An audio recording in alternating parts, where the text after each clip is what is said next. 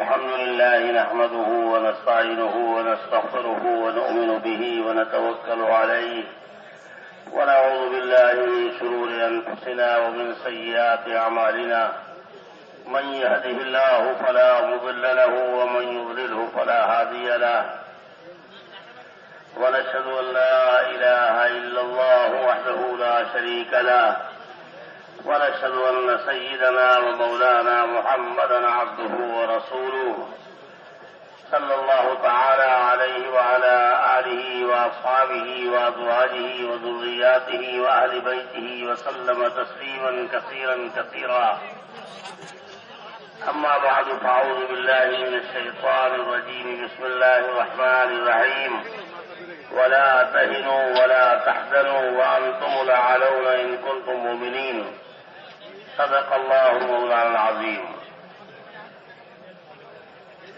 بڑے محترم دوستوں اور بزرگوں، اللہ رب العزت نے اس کائنات کی اصل دولت اور اصل سرمایہ ایمان کو قرار دیا ہے۔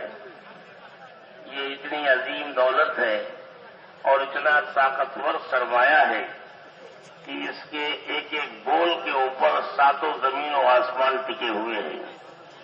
ایمان کی دولت کا جس دن ایک بول نہیں ہوگا اس کائنات کے اندر، کوئی لفظ اللہ کہنے والا نہیں ہوگا، اس دن ایک کائنات کو کوئی طاقت روک نہیں پائے گی، قیامت آ جائے گی اور اس کائنات کو ختم کر دیا جائے گا اور فنا کر دیا جائے گا۔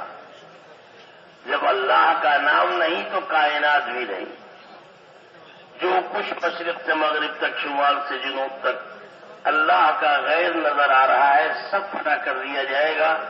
آسمان و زمین، چاند سورج ستارے، دریا جنگل پہاڑ، حشرات الارض، چرندے پرندے درندے، چوپائے دوپائے، جو کچھ بھی ہے، حتیٰ کہ لوح و قلم، ملائکہ علیہم الصلاۃ والسلام، یہاں تک کہ جب ایمان کا ایک بول نہیں ہوگا اس کائنات پہ تو اس دن کائنات کے اندر اللہ کا عرش بھی نہیں ہوگا۔ کوئی چیز اس کائنات کے اندر اللہ کے علاوہ نہیں ہوگی، قیامت اس دن آ جائے گی۔ تو ایسی بڑی طاقتور چیز اس کائنات کا اصل سرمایہ یعنی ایمان کی دولت ہے۔ نحمدہ ونصلی علی رسولہ الکریم اما بعد۔ ایمان বলতেছেন যে ভাই, এই দুনিয়ার মধ্যে যত সৃষ্টি আছে সবচেয়ে বড় পুঁজি ইমানের পুঁজি। বলতেছেন যে ইমানের পুঁজি এত বড় পুঁজি, এত শক্তিশালী, এই জমিনে যতদিন পর্যন্ত আল্লাহর নাম একজনও বলতে থাকবে, আল্লাহর নাম ইমান বলা একজনও বাকি থাকবে, তো আল্লাহ জাল্লা শানুহু এই জমিন আসমান আর সৃষ্টিকে ঠিক রাখবেন। বলতেছেন যে যখন একজনও আল্লাহকে স্বীকারকারী, আল্লাহ বলনেওয়ালা, আল্লাহর নাম লেনেওয়ালা থাকবে না, তখন আল্লাহ জাল্লা শানুহু এই কায়নাত এবং এই সৃষ্টিকে খতম করে দিবেন, শেষ করে দিবেন। বলতেছেন যে আল্লাহর নাম এত শক্তিশালী এবং ঈমান এত শক্তিশালী, এই দুনিয়ার মধ্যে যত সৃষ্টি আছে তার মধ্যে সবচেয়ে বড় পুঁজি হয়েছে ঈমান। এই ঈমান যতদিন পর্যন্ত এই জমিনে একজনও ঈমানওয়ালা বাকি থাকবে, তো আল্লাহ তার উসিলায় এই আসমানকে ঠিক রাখবেন, জমিনকে ঠিক রাখবেন, সৃষ্টিকে ঠিক রাখবেন, গ্রহ নক্ষত্র সমস্ত মখলুককে ঠিক রাখবেন। আর যখন জমিনে একজনও আল্লাহকে স্বীকারকারী, আল্লাহর নাম লেনেওয়ালা বাকি থাকবে না, তো আল্লাহ জাল্লা শানুহু এই জমিনের এক একটা মখলুককে খতম করে দিবেন। বলতেছেন যে পশু পাখি খতম হবে, আসমান আর জমিন খতম হবে, পাহাড় পর্বত খতম হবে, এমনকি আল্লাহ জাল্লা শানুহুর বড় বড় মখলুক রূহ কলমের ফেরেশতারা পর্যন্ত খতম হবে, এমনকি আল্লাহ পাকের আরশ পর্যন্ত বাকি থাকবে না। একমাত্র আল্লাহ ছাড়া আর সমস্ত জিনিসকে আল্লাহ কুদরতের দ্বারা খতম করে দিবেন। বলতেছেন যে এই ঈমান এত শক্তিশালী, ঈমান এত বড় পুঁজি, এর উপরে আল্লাহ এই জমিন আসমানকে ঠিক রাখতেছেন। আর যখন ঈমান থাকবে না তো আল্লাহ সবকিছুকে খতম করে দেবে। दोस्तों और बुजुर्गों, मशरक से लेकर मगरिब तक और शुमाल से लेकर जुनूब तक फैली हुई इंसानियत और जिंदगी के तमाम शोबों की कामयाबी अल्लाह रब्बुल इज्जत ने इसी ईमान की दौलत के ऊपर रखी है। ये सरमाया है, तो आदमी जिस शोबे में होगा, जहां कहीं भी होगा, अल्लाह उसे सरबलंद फरमाएंगे। दुनिया और असबाब दुनिया के ऊपर अल्लाह का कोई वादा नहीं है। सारे वादे अल्लाह के ईमान की बुनियाद के ऊपर हैं। अगर ये दौलत है और इस दौलत की मेहनत है तो आदमी को अल्लाह रब्बुल इज्जत कच्चे झोपड़ों के अंदर है, खुदा इसे वहां भी कामयाब करेंगे। और अगर ये दौलत नहीं है तो ये महलों के अंदर भी तबाह और बर्बाद होगा। जिस दिन मदीने मुनव्वरा के अंदर किसरा का खजाना पड़ा हुआ था फारूक आजम रजी अल्लाह तआला अन्हु की ठोकरों में, और 90 करोड़ का ताज किसरा की मदीने की सड़क के ऊपर पड़ा हुआ था, उस दिन दुनिया के एतबार से फारूक आजम रजी अल्लाह तआला अन्हु का हाल ये था कि इनके कुर्ते में पैबंद लगे हुए थे। दुनिया की किल्लत का आलम ये, लेकिन दुनिया की सबसे बड़ी ताकत ठोकर में पड़ी हुई है ईमान की बुनियाद के ऊपर। तो अल्लाह रब्बुल इज्जत हर शोबे जिंदगी के अंदर वांतुम लानौना इन कुंतुम मोमिनीन, क्या बात करते हो, लनुहयिन्नहु हयातन तय्यिबा, ऐसी पाकीज़ा जिंदगी देंगे तुम्हें इस ईमान की बुनियाद के ऊपर कि जो पाकीज़ा जिंदगी तुम्हें किसी जगह किसी दूसरे का मोहताज बनने का मौका नहीं देगी। तुम्हारा हर मसला अल्लाह अपनी कुदरत से हल फरमाएंगे, तुम्हें किसी के सामने हाथ फैलाने की जरूरत नहीं है।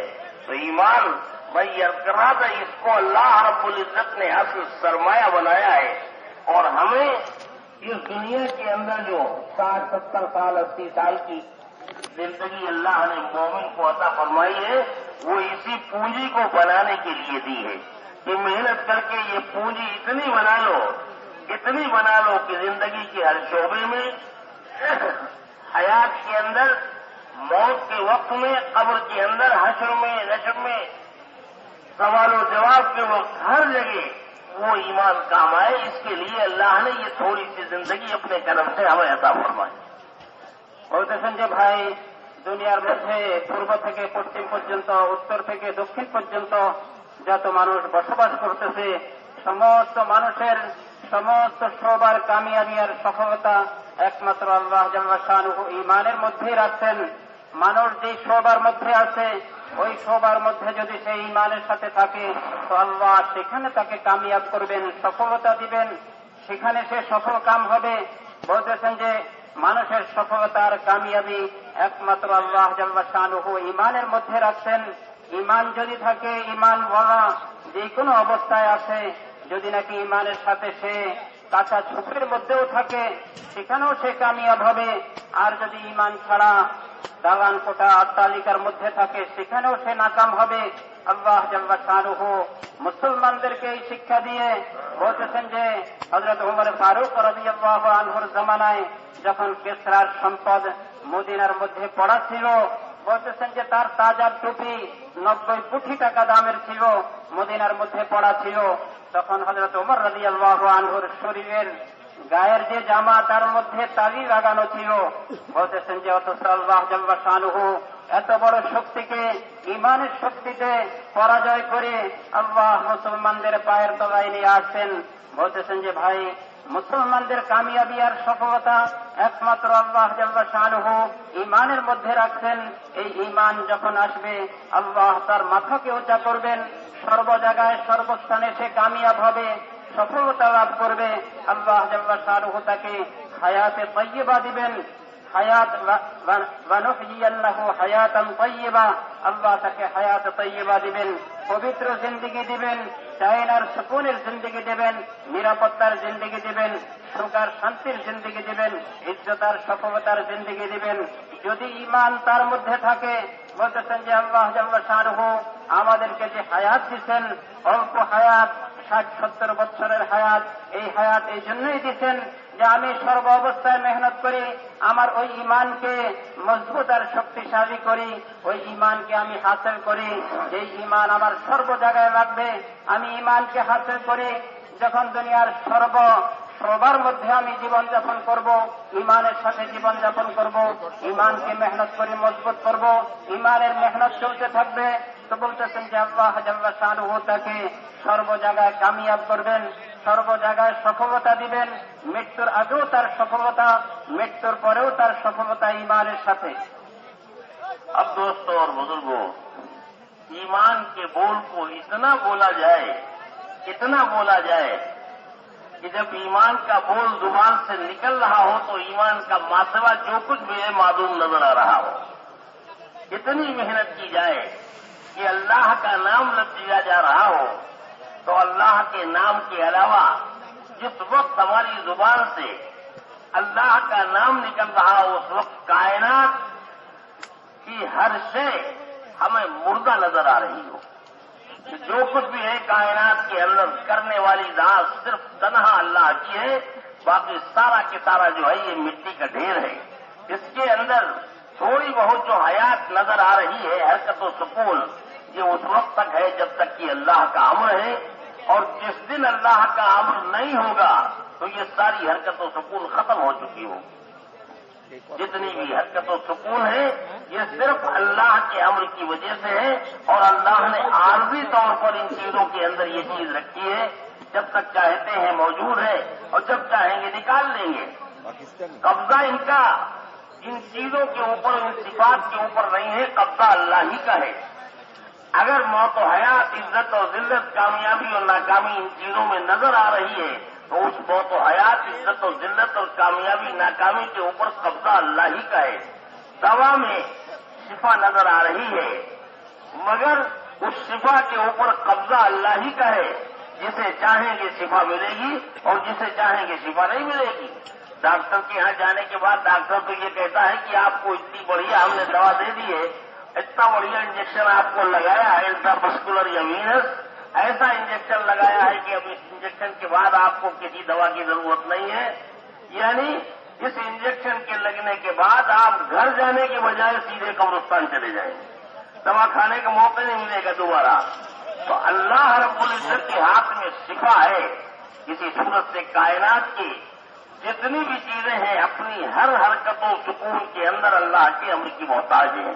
छोटी मखलूक हो या बड़ी मखलूक हो, चींटी जैसा हकीर कीड़ा जो दूर से नजर भी न आए, उंगली में मसल दिया जाए, ऐसा हकीर और कमजोर कीड़ा अपने वजूद में, बका में, तहफ्फुज़ में और परवरिश में जितना अल्लाह का मोहताज है, खुदा की कसम जिब्राइल जैसा फरिश्ता भी उतना ही अल्लाह के अम्र का मोहताज है। जिब्राइल भी अल्लाह का गैर, जो कुछ है कायनात के अंदर अल्लाह का गैर, हर लम्हा अपनी हर हरकतों सुकून के अंदर अल्लाह के अम्र का मोहताज।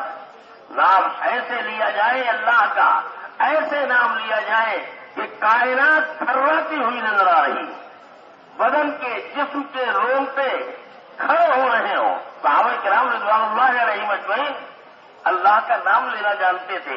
हज़रत इकरमा रज़ियल्लाहु तआला अन्हु कुरान पाक हाथ में लेते, कभी चूमते, कभी सर पे लगाते, कभी पेशानी पे, कभी सीने पे, और फरमाते कि हाज़ा कलाम रब्बी, ये मेरे परवरदिगार का कलाम है, उस परवरदिगार का जो सातों जमीन और आसमान का और कायनात की हर मखलूक का पालने वाला और पैदा करने वाला है। ये कहते कहते इतनी हैबत तारी होती थी कि हज़रत इकरमा रज़ियल्लाहु तआला अन्हु बेहोश होकर गिर जाया करते। तो सहाबा किराम रिज़वानुल्लाह अलैहिम अजमईन अल्लाह का नाम लेना जानते थे कि जब अल्लाह का नाम लिया तो कायनात के अंदर अल्लाह का गैर जो कुछ भी है उन्हें मुर्दा नजर आ रहा। তো বলতেছেন যে ভাই, ইমানের কথা এত বেশি আমরা বলবো, সর্বস্থানে সর্ব জায়গায় এত বেশি বলবো, মুখে এত বেশি ইমানের কথা বলবো, প্রত্যেকের সাথে ইমানের কথা বলবো, প্রত্যেক জায়গায় ইমানের কথা বলবো, এত বেশি ইমানের কথা বলবো। বলতেছেন যে ইমানের কথা বলতে বলতে আমাদের দিলের ভিতরে আল্লাহ ছাড়া সমস্ত মখলুকের কোন স্থানই না থাকে। বলতেছেন যে সমস্ত মখলুক মৃত জানোয়ারের মতোই মনে হয়, সমস্ত মখলুক মুর্দা মনে হয়। বলতেছেন যে ইমানের কথা এত বেশি বলবো, এত বেশি আলোচনা করব, সর্বস্থানে এত বেশি আলোচনা করব, যাতে সমস্ত মখলুক আমাদের দিল থেকে বাহির হয়ে যায়, তার প্রভাব আমাদের দিল থেকে বাহির হয়ে যায়। বলতেছেন যে ভাই, ঈমান এটা কি বলা হয় যে আল্লাহ জাল্লা শানুহুর ইয়াকিন আমাদের দিলের মধ্যে বসে, সমস্ত মখলুকের অবস্থান আমাদের দিল থেকে বাহির হয়ে যায়, প্রভাব আমাদের দিল থেকে বাহির হয়ে যায়। বলতেছেন যে দুনিয়ার মধ্যে যত মখলুককে আমরা হরকত করতে দেখতেছি, নড়াচড়া করতে দেখতেছি, চলাফেরা করতে দেখতেছি, এইগুলি তার নিজস্ব কোন ক্ষমতায় করতেছে না। এইগুলির মধ্যে আল্লাহ জাল্লা শানুহুর কুদরত রয়ে গেছে, আল্লাহ জাল্লা শানুহুর কবজা রয়ে গেছে, আল্লাহ জাল্লা শানুহুর বলতেছেন যে হুকুম রয়ে গেছে। আল্লাহর হুকুম যতদিন থাকবে এগুলি নড়াচড়া করতে পারবে, আর যখন আল্লাহর হুকুম থাকবে না, এইগুলির নিজস্ব কোনো স্বাধীনতা নাই। সে নড়াচড়া করতে পারে, সে চলতে পারে, এবং তার হাতে কোনো ভালো মন্দের শক্তি আছে। বলতেছেন যে ভাই, যখন আল্লাহর হুকুম আসবে এই সমস্ত মখলুক ধ্বংস হয়ে যাবে। বলতেছেন যে এই ইয়াকিন আমাদের দিলের ভিতরে পয়দা হয়। বলতেছেন যে ঔষধের মধ্যে সুস্থতা, এটা ঔষধের কোনো ক্ষমতা না, এটা আল্লাহর হুকুমে হয়। বলতেছেন যে যখন ডাক্তার ঔষধ দেয়, তখন ডাক্তার তো মনে করে এই কথা যে আমি ঔষধ দিয়েছি, এখন তোমার এত ভালো ঔষধ দিয়েছি, এত শক্তিশালী ঔষধ দিয়েছি, তুমি ভালো হয়ে যাবে। ভালো হওয়া না হওয়া ঔষধের সাথে কোনো সম্পর্ক নাই, একমাত্র আল্লাহ জাল্লা শানুহুর হুকুমে হয়। আল্লাহ জাল্লা শানুহুর কবজায়ে কুদরতের মধ্যে আল্লাহর হুকুম হবে, সুস্থ হবে, আল্লাহর হুকুম হবে না, কখনো ঔষধের দ্বারা সুস্থ হইতে পারে না। এইভাবে সমস্ত মখলুক আল্লাহ পাকের হুকুমের মুখাপেক্ষি, সমস্ত মখলুক চলাফেরার মধ্যে সর্ব অবস্থায় আল্লাহ পাকের হুকুমের মুখাপেক্ষি। বলতেছেন যে একটা ক্রীড়া, যেই ক্রীড়াকে চোখে দেখা যায় না, তাকে দেখতে হইলে বড় খুব ভালোভাবে দেখতে হয়। এত ছোট ক্রীড়া, এই ক্রীড়া যেরকম আল্লাহ পাকের মুখাপেক্ষি, আল্লাহ পাকের হুকুমের মুখাপেক্ষি, সর্ব অবস্থায় সে চলার মধ্যে, সে লালিত পালিত হওয়ার মধ্যে, সে দুনিয়ার মধ্যে বাকি থাকার মধ্যে যেরকম সে আল্লাহর হুকুমের মুখাপেক্ষি, তদরূপেই ইব্রাহিম আলাইহিস সালাতু ওয়াস সালামের মতো এত বড় মখলুক আল্লাহ পাকের হুকুমের মুখাপেক্ষি, আল্লাহ পাকের কুদরতের মুখাপেক্ষি, সে নিজস্ব কোন শক্তিতে না থাকতে পারবে, না খতম হইতে পারবে, না চলাফেরা করতে পারবে। বলতেছেন যে ভাই, সমস্ত মখলুক আল্লাহ পাকের হুকুমের মুখাপেক্ষি। ইমানের কথা এত বেশি বলা, সর্বস্থানে বলা, যাতে আমাদের দিলের ভিতরে এই কথার ইয়াকিন বসে যায়, আমাদের দিল এই ইয়াকিনের দ্বারা পরিপূর্ণ হয়ে যায়।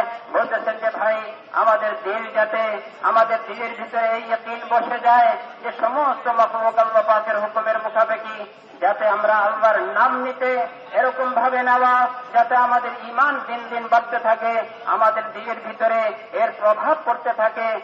আল্লাহর নামকে এমন সুন্দর ভাবে নেওয়া। হযরত ইকরামা রাদিয়াল্লাহু আনহু যখন আল্লাহর কালামকে পড়তেন, বলতেছেন যে আল্লাহর কালামকে পড়তে পড়তে কখনো মুখে চুমা দিতেন, কখনো কপালের সাথে লাগাইতেন, এবং বলতেন যে আমার রবের কালাম, আমার আল্লাহর কালাম। এই কথা বলতে বলতে এমন অবস্থা হইত যে উনি এমন ভয়ে কম্পিত হয়ে যাইতেন, ভয়ের কারণে তিনি বেহুশ হয়ে পড়ে যাইতেন। বলতেছেন যে ভাই, ইমানের অবস্থা এই ছিল, আল্লাহর নাম নেওয়ার অবস্থা এই ছিল। যখন সাহাবায়ে কেরাম রাদিয়াল্লাহু আনহুম আজমাইন ইমানের লাইনে মেহনত করতেন, তো আল্লাহ জাল্লা শানুহু ওনাদের দিলের ভিতরে ইমানের এরকম শক্তি আর কুওয়াত দান করতেন।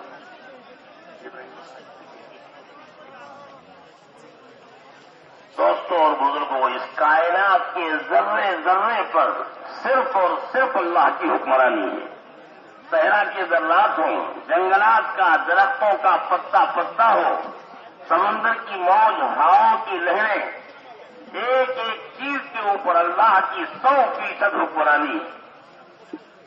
जो कुछ भी पैदा होने से लेकर के और मौत तक जिस मखलूक के साथ जो कुछ भी होना है, रोज अव्वल अल्लाह ने उसको मुकद्दर कर दिया है। दरख्त का कौन सा पत्ता हवाओं में, आंधियों में कितनी मर्तबे हिलेगा, सहरा की रेत का कौन सा जर्रा कहां से उड़कर के कहां जाके गिरेगा, आंधियों में और तूफानों में, रोज अव्वल ये सब अल्लाह ने मुकद्दर कर दिया है। और जो कुछ मुकद्दर कर दिया है उसके अलावा कुछ हो नहीं सकता है। ہمارے کرنے دھرنے سے، ہمارے ہونے نہ ہونے سے سارے انسان دنیا کے جمع ہو جائیں اور سارے طاقتور، سارے حکمراں، سارے حاکم محکوم اور سارے ملائکہ علیہم الصلوۃ والسلام، یہاں تک کہ سارے اولیاء اللہ، غوث، قطب، اقطاب اور سارے انبیاء علیہم الصلوۃ والسلام جمع ہو جائیں اور جمع ہو کر کے درخت کے ایک پتے کو ہلانا چاہے تو خدا کی قسم اللہ کے امر کے بغیر درخت کے ایک پتے کو ہلا نہیں سکتے۔ ذرے ذرے پر اللہ کی حکمرانی ہے، وہ ایسا قادر مطلق ہے۔ صحابہ کرام رضوان اللہ علیہم اجمعین کا جو ایمان یہ بنا تھا، جس کے اوپر حضور صلی اللہ علیہ وسلم نے صحابہ کو اٹھایا، یہ ایمان مسجد کے اندر بنا تھا۔ صحابہ کرام رضوان اللہ علیہم اجمعین کا تو حال یہ تھا کہ روزانہ ایمان کے حلقے قائم کرتے اور ایمان کے حلقے مسجد کے اندر قائم کرنے کے بعد اعمال دعوت مسجد کے اندر قائم کر کے اور اس کے بعد پھر مسجد کے اطراف میں، گلیوں میں، کوچوں میں ایک ایک کے پاس جا کر کے اس کی خوشامد کر کے مسجد کے فضائل بیان کرتے ہوئے کہ آدمی اللہ کے دین کی ایک بات سننے کے لیے، سیکھنے کے لیے یا سکھانے کے لیے مسجد کی طرف قدم اٹھاتا ہے تو اللہ پاک ایک مقبول حج کا ثواب عطا فرماتے ہیں۔ یہ فضائل سناتے ہوئے ایک ایک آدمی کو اٹھا کر کے لا کر کے ایمان کے ان حلقوں میں جوڑا کرتے تھے۔ چلو ہمارے ساتھ تھوڑی دیر کے لیے آ جاؤ، اپنے اللہ کا تذکرہ کر لیں، اپنے اللہ کی بڑائی اور کبریائی کو بیان کر لیں۔ آ جاؤ۔ حضرت عمر رضی اللہ تعالیٰ عنہ فرماتے ہیں کہ ہم جو تمہیں ملاقات کر کے ایک ایک کو لا کر کے یہاں جوڑتے ہیں، اس کی وجہ سے ہمارے ایمان میں اضافہ ہوتا ہے۔ جب اللہ کی بڑائی اور کبریائی کے واقعات ہم سنتے ہیں، اذا تکرر الکلام علی السمع تقرر فی القلب، بار بار جب اللہ کی بڑائی اور کبریائی کو ہم سنتے ہیں تو اس کی وجہ سے ہمارے دل کے اندر ایمان اترتا ہے اور جمتا ہے۔ یہاں تک کہ ہوا ان حلقات کی وجہ سے صحابہ خود فرماتے ہیں کہ اب اگر جنت اور جہنم کو بھی ہمارے سامنے لا کے رکھ دیا جائے تو ہمارے ایمان کے اندر ایک رائی کے دانے کے برابر اضافہ نہیں ہوگا۔ اتنی تکرار ہو رہی ہے ایمان کے حلقوں میں، ایمان کے مذاکرے کے ذریعے سے۔ حضرت عمر رضی اللہ تعالیٰ عنہ، حضرت ابی بن کعب رضی اللہ تعالیٰ عنہ، حضرت معاذ بن جبل رضی اللہ تعالیٰ عنہ، حضرت ابو ہریرہ، یہ سب صحابہ کرام رضوان اللہ علیہم اجمعین، یہ جو ہے یہ وہ لوگ ہیں کہ جن کے ایمان کی قسمیں کھائی جائیں۔ یہ کامل ایمان والے لوگ گشت کر رہے ہیں اور جن کے اوپر گشت کر رہے ہیں وہ بھی کامل ایمان والے ہیں۔ کامل ایمان والے کامل ایمان والوں پر گشت کر کے ان کو لا کر کے ایمان کے حلقوں میں، کمال ایمان کے مذاکرے کے حلقوں میں، جس سے ایمان میں مزید اور اضافہ ہوگا، ان حلقوں میں لا کر کے ایک ایک کو لا کر کے جوڑ رہے ہیں اور ایمان کے حلقوں میں جمع کرنے کے بعد پھر اللہ کی بڑائی اور تذکرے کے بڑائی اور کبریائی کے ذریعے سے ان کے ایمان کے اندر اضافہ ہو رہا ہے۔ آ کے بیٹھتے ہیں، آؤ بیٹھے، تذکرے کریں اللہ کی بڑائی اور کبریائی کے کہ اللہ رب العزت کتنے کریم ہے اور کتنے رحیم ہے۔ اتنا تذکرہ کرو اللہ کا، اتنا تذکرہ کرو کہ جس صورت سے بچہ اپنی تمام تر حاجات میں اور تمام تر ضروریات میں باپ کی موجودگی میں مطمئن ہوتا ہے کہ مجھے کسی مسئلے کی کیا فکر ہے، میرا باپ کروڑپتی میرے ساتھ میں انگلی پکڑ کے چل رہا ہے، مجھے جہاں کہیں کوئی ضرورت ہوگی میرا مسئلہ حل ہو جائے گا، کوئی دیکھے گا تیری آنکھ سے میرا باپ موجود۔ اس بچے سے زیادہ یقین اللہ کی ذات کے اوپر ہو جائے کہ ہمیں دنیا میں کسی کا کیا غم ہے، ہمارا اللہ جو رحیموں کا رحیم اور اتنا بڑا کریم کہ ساری دنیا کی ماؤں کی محبت جتنی بھی ہو سکتی ہے، ساری دنیا کی ماؤں کی محبت جمع کر دی جائے، اس محبت کے مقابلے میں اللہ کو اپنے نافرمان بننے سے ان ساری محبتوں سے ہزاروں گنا زیادہ محبت۔ اللہ رحیم و کریم ہے، ایسا رحیم و کریم کے جیسے رحم و کرم کا ہم اندازہ نہیں کر رہا ہوں۔ اپنے اللہ کے رحم و کرم کا تذکرہ کرے بیٹھ کر کے محشر کا دن، حساب و کتاب کا دن جو ہوگا، وہ حساب و کتاب کا دن अदल इंसाफ का दिन भी होगा और अल्लाह के रहम करम के मुजाहिरे का भी दिन होगा। उस दिन अल्लाह के रहम करम का मुजाहिरा भी होगा। एक एक पाई का हिसाब लिया जाएगा, लेकिन उसी में अल्लाह रब्बुल इज्जत, अल्लाह तो अल्लाह है और ये गुनहगार भी सही, लेकिन बंदा तो अल्लाह ही का है, किसी दूसरे का तो नहीं है। दो आदमी लाए जाएंगे, रजिस्टर खोला जाएगा, सारे गुनाह ही गुनाह भरे हुए हैं। अरे भाई क्या हुआ, कोई गुजर है, काहे इतने सारे गुनाह तुम्हारे? कोई डंडा लिए खड़ा हुआ था, कोई लठ लिए खड़ा था कि गुनाह करो अपना मारेंगे। कहेगा कि अल्लाह कोई गुजर नहीं, दान इतना गुनाह हुए हैं। कोई और होता तो वहां कुछ हम कह भी सकते थे, लेकिन यहाँ तो बात नहीं बनेगी। आप तो दिल के हाल को भी जानते हो, जानबूझ के अल्लाह रब्बुल इज्जत कह देंगे, अच्छा जाओ इसको जहन्नम में लगो। अब ये इतनी तेजी से भागेंगे जहन्नम की तरफ कि मालूम होता है वहां रसगुल्ले बट रहे हैं, अगर देर हो जाएगी तो खत्म हो जाएगी। अल्लाह देखेंगे बहुत, और दूसरा लाया जाएगा, दूसरे को खोला जाए, भाई क्या उम्र है? कोई उम्र नहीं है, अल्लाह जानबूझ के की है। अच्छा, इसको भी जहन्नम का फैसला हो जाएगा, लेकिन ये बहुत धीरे धीरे जाएगा, बार बार मुड़ मुड़ करके अल्लाह की तरफ देखता हो जाएगा। अल्लाह को ये दोनों की बात बड़ी अजीब से लगेगी।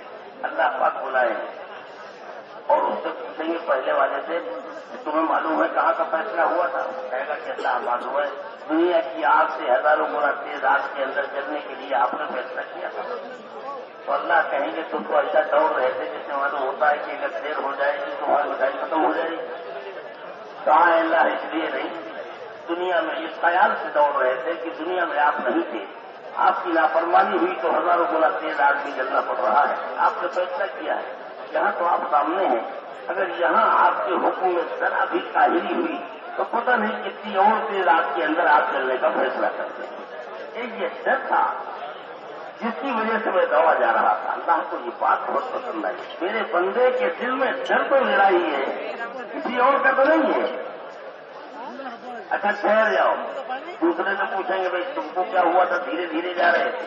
वो कहेगा कि हमने दुनिया में सुना था कि अल्लाह रब्बुल इज्जत ने मोहब्बत और करम के 100 हिस्से किए हैं, 99 अपने पास रखे हैं और एक हिस्सा दुनिया को बांट दिया है। तो मैं ये सोच रहा था कि उस हिस्से में पता नहीं कौन सा हिस्सा मेरी मां को मिला होगा, जिसका हाल ये था कि अगर मैं दुनिया में कभी आग की तरफ हाथ बढ़ाता तो मेरी मां मुझे रोक दिया करती थी, मेरा बच्चा चल जाएगा। तो उस हिस्से का हाल ये था, वो आपके पास तो 99 हिस्से हैं, आप कब बर्दाश्त करेंगे कि आपका बंदा आग के अंदर जले? जब मां नहीं बर्दाश्त करे, आप कैसे बर्दाश्त करेंगे? आपने उससे किया है और थोड़ी देर में आपको जब रहम का गलबा होगा तो आप बुला देंगे हमें।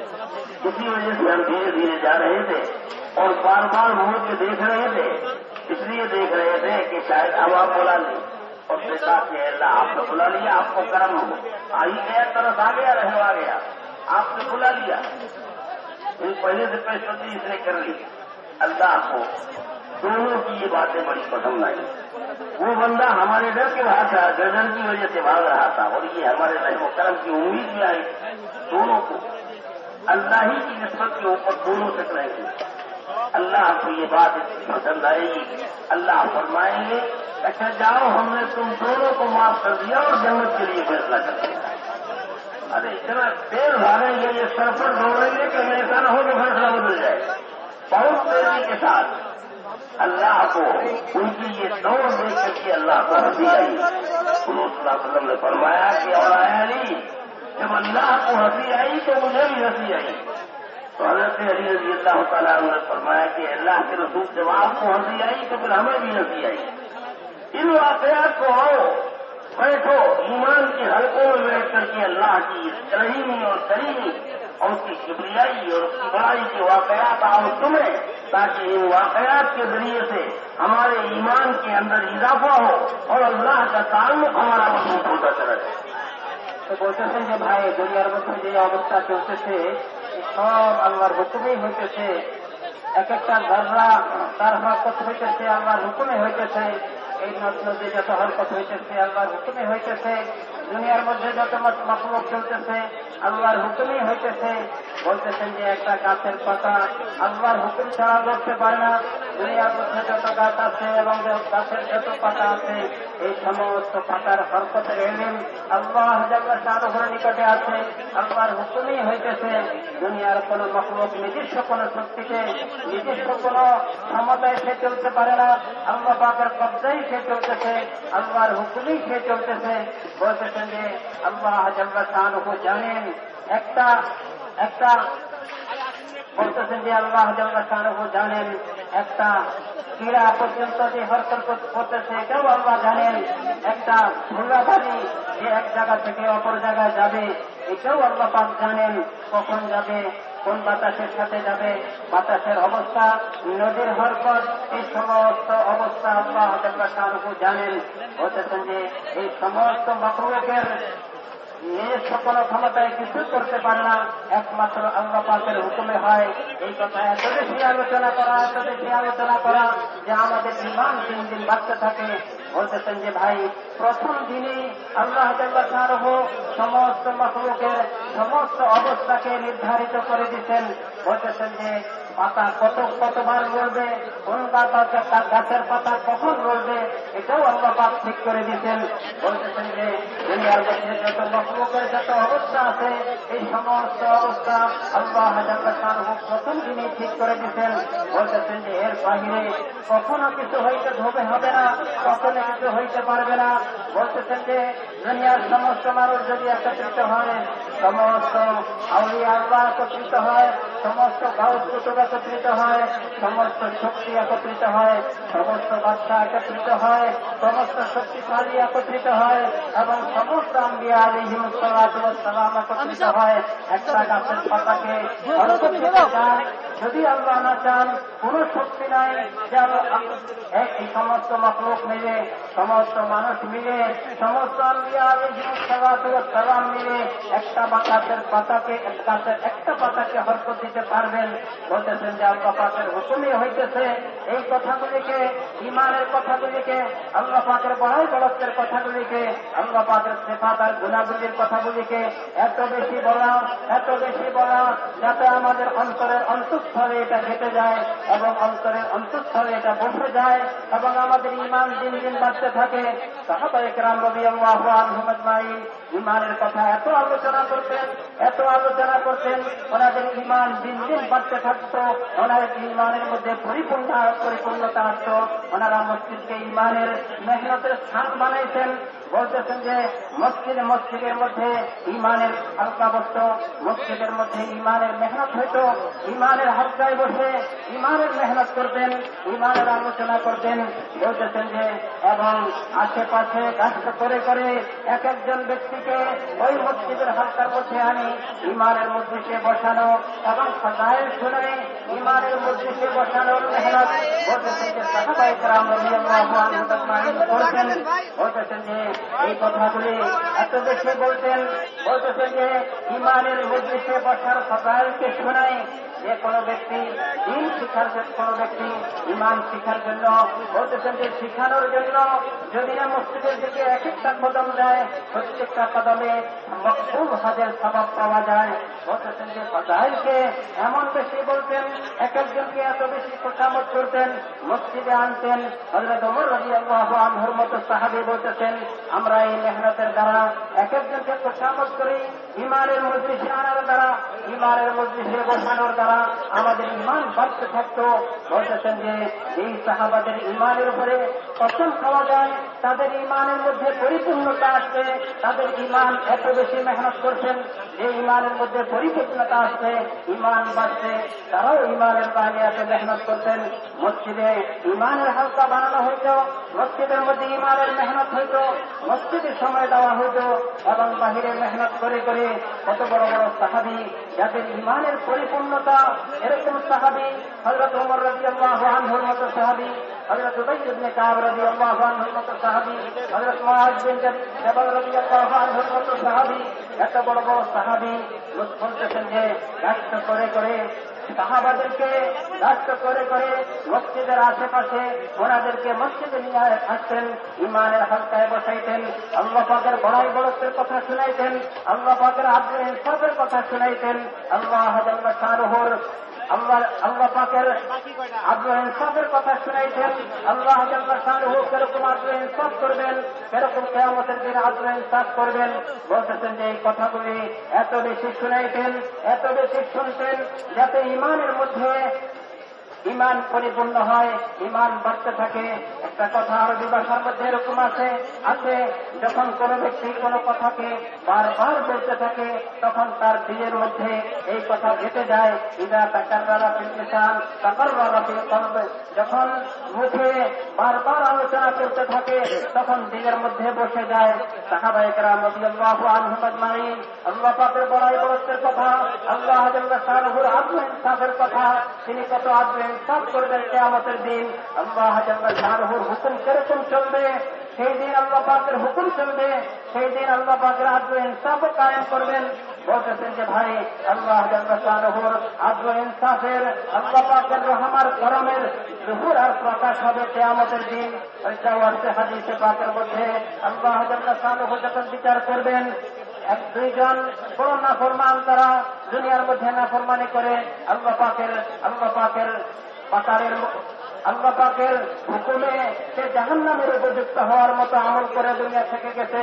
যখন তাকে ডাকা হবে এবং তার আমল নামাকে খোলা হবে, তাকে জিজ্ঞাসা করা হবে তুমি এই আমলগুলি কারো ভয়ে করছো, যে তোমাকে মাঠে দিয়ে এইগুলি করাইছে, ভয় দেখায় তোমাকে এইগুলি করানো হয়েছে, এরকম হয়েছে না তুমি স্বইচ্ছায় করছো?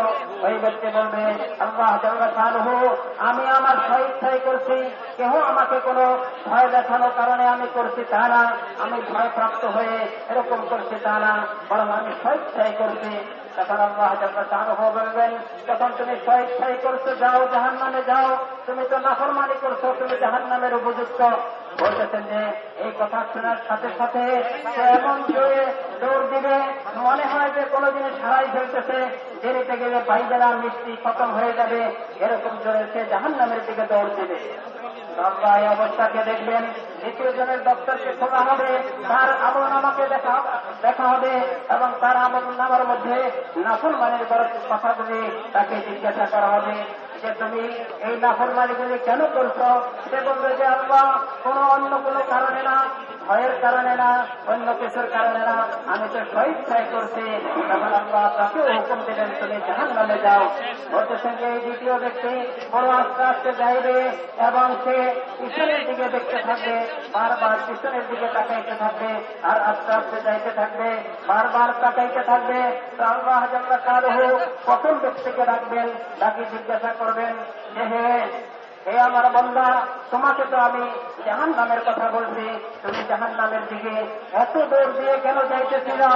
তখন সে বলবে আয় আল্লাহ, দুনিয়ার মধ্যে আপনাকে দেখে নাই, আপনার কথাই শুনছি, তখন আপনার হুকুম লঙ্ঘন করে এই আযাবের, এত কঠিন আযাবের ভাগী হয়ে গেছি। এখন তো আপনাকে দেখতেছি আপনি জাহান্নামের হুকুম দিতেছেন, আমি যদি এই হুকুমকে আপনাকে দেখা সত্ত্বেও এই হুকুমকে লঙ্ঘন করি তবে আমার কি অবস্থা হবে?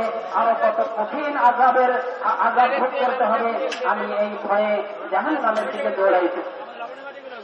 দ্বিতীয় জনকে জিজ্ঞাসা করবেন আল্লাহ জাল্লা শানুহু হে বান্দা, তোমাকে তো জাহান্নামের কথা বলা হয়েছে, তুমি কেন এত আস্তে আস্তে যাইতেছ? বারবার আমার দিকে তাকাইতেছ, বারবার আমার দিকে তাকাইতেছ, পিছনের দিকে তাকাইতেছ। সে বলবে আল্লাহ শুনেছি আপনি বড় রহিম, আপনি বড় করিম, আপনার রহমার দয়া এক একজন মায়ের রহমার দয়া দিয়ে বেশি, দুনিয়ার যত মা আছে তাদের রহমার দয়াকে একত্রিত করলে এই পরিমাণ হবে, এর চেয়ে ২০ গুণ বেশি আল্লাহ পাকের রহমার করম। বলতেছেন যে তার থেকে এক ভাগকে সমস্ত মাখলুককে ভাগ করে দেওয়া হয়েছে, তার অবস্থা আর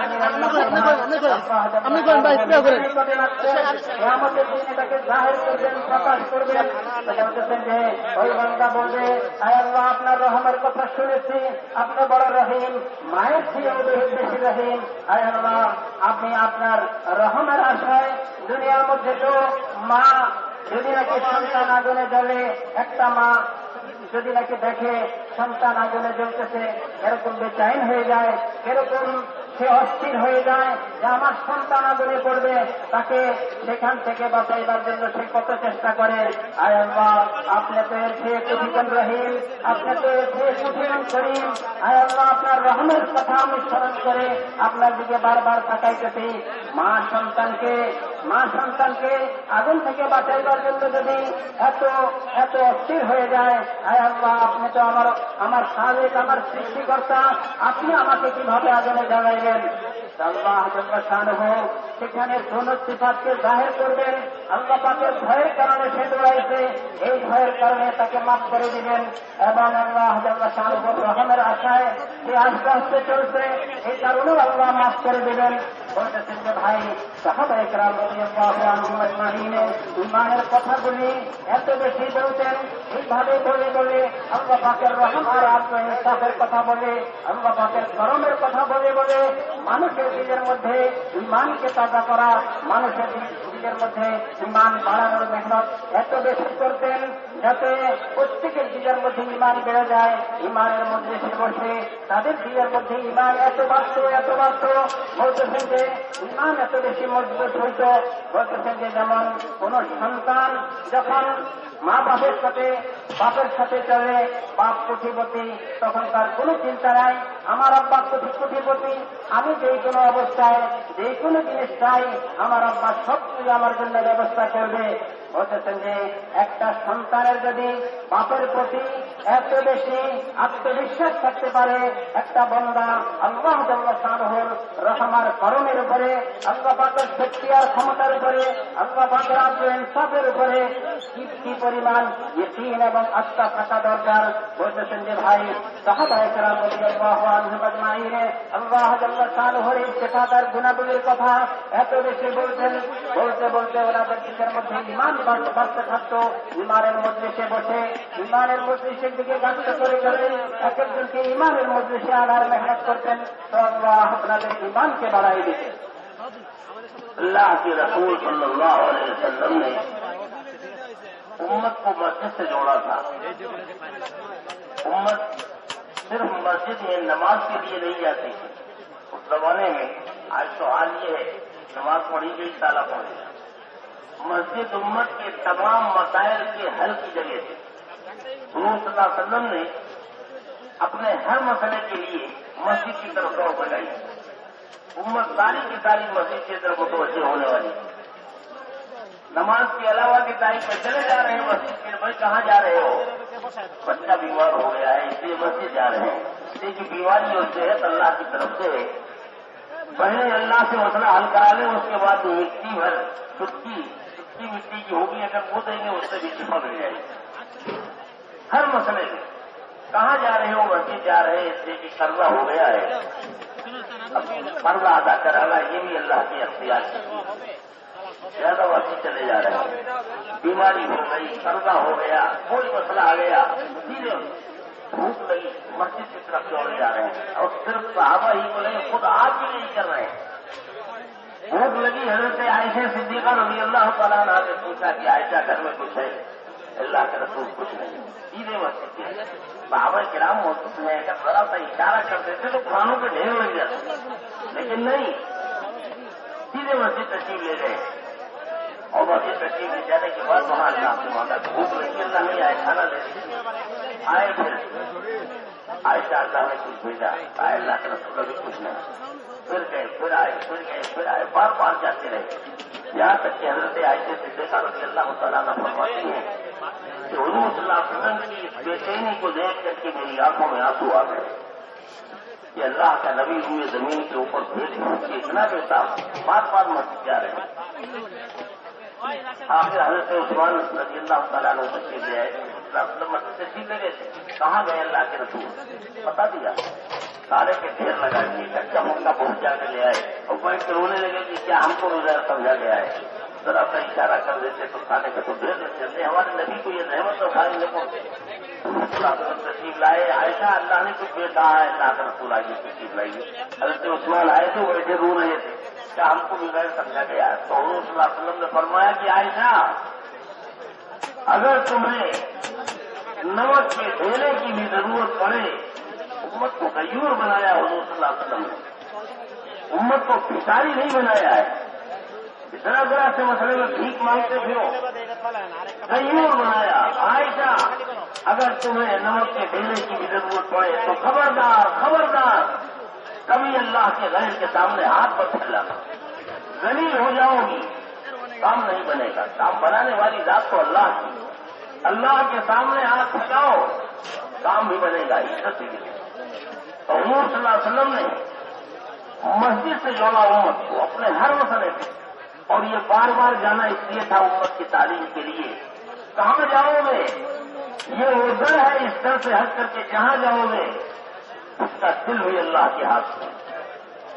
वो नहीं कर पाएगा जो तुम चाहोगे, बल्कि वो होगा जो अल्लाह चाहे।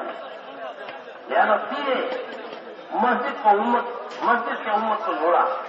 अल्लाह का घर है और अल्लाह के हाथ में दुनिया की तमाम तर मखलूक की सारी जरूरतें अल्लाह के कब्जे कुदरत में।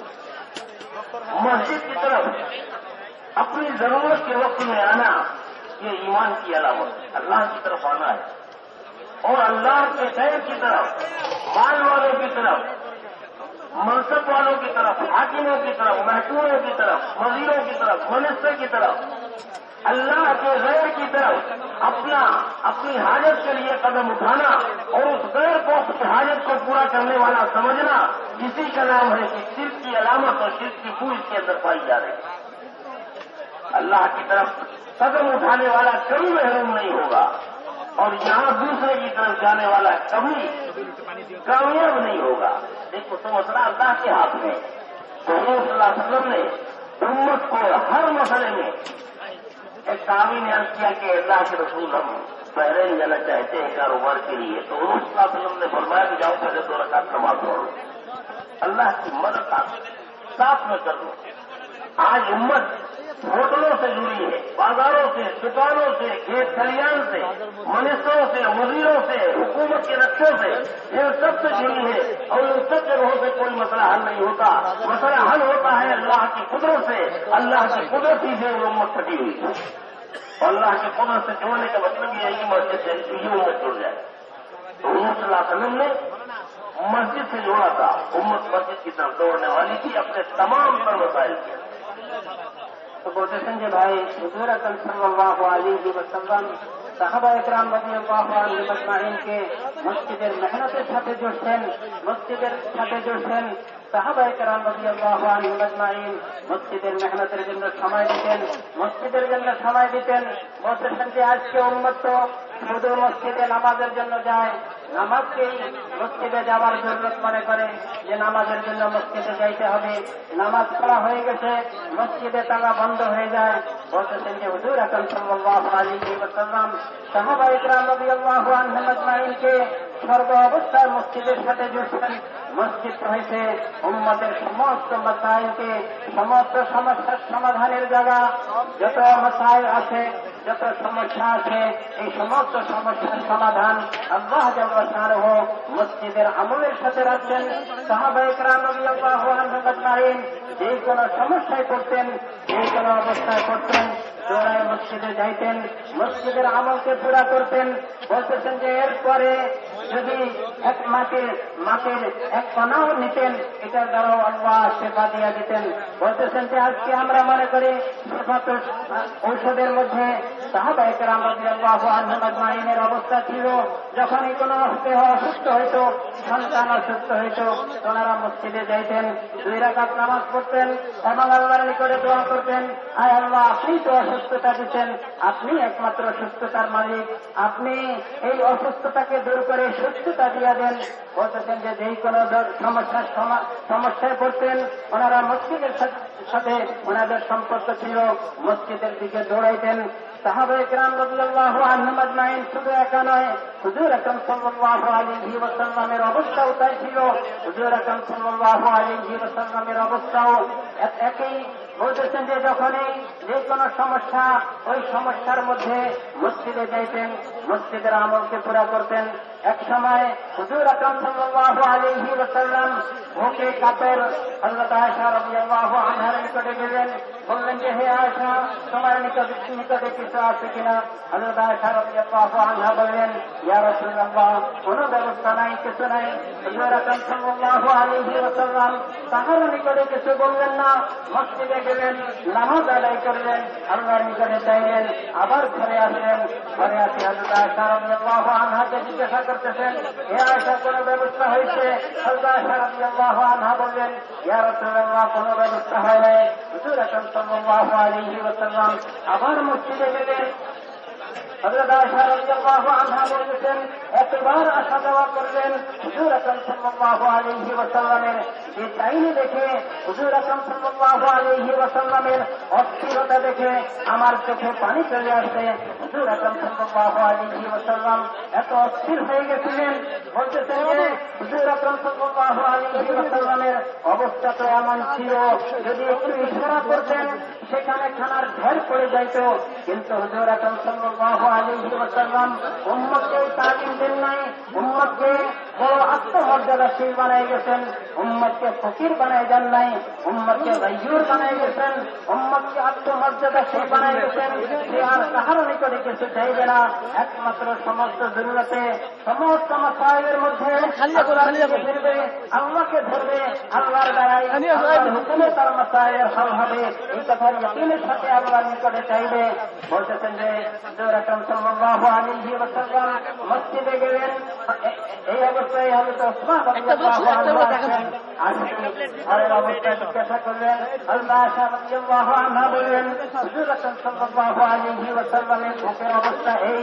বলতেছেন যে হযরত ওসমান রাদিয়াল্লাহু আনহু অনেক খানা নিয়ে আসছেন, খানার ঢের পড়ে গেল, এবং বললেন যে হুজুর, যদি একটু ইশারা করতেন তাহলে তো খানার ঢের পড়ে যাইত।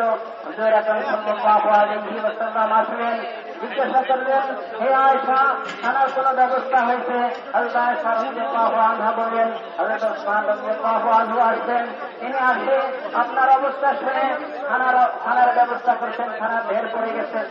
তখন হুজুর আকরাম সাল্লাল্লাহু আলাইহি ওয়াসাল্লাম হযরত আয়েশা রাদিয়াল্লাহু আনহাকে তালিম দিতেছেন, শিক্ষা দিতেছেন, উম্মতের তালিম, উম্মত যাতে এটা থেকে শিক্ষা নেয়। হযরত আয়েশা রাদিয়াল্লাহু আনহাকে বলতেছেন যে হে আয়েশা, একটা নমকের দানা যদি তোমার জরুরত পড়ে, তখন কাহার নিকটে চাইবে না, মানুষের নিকটে চাইবে না, আল্লাহর নিকটে চাইবে।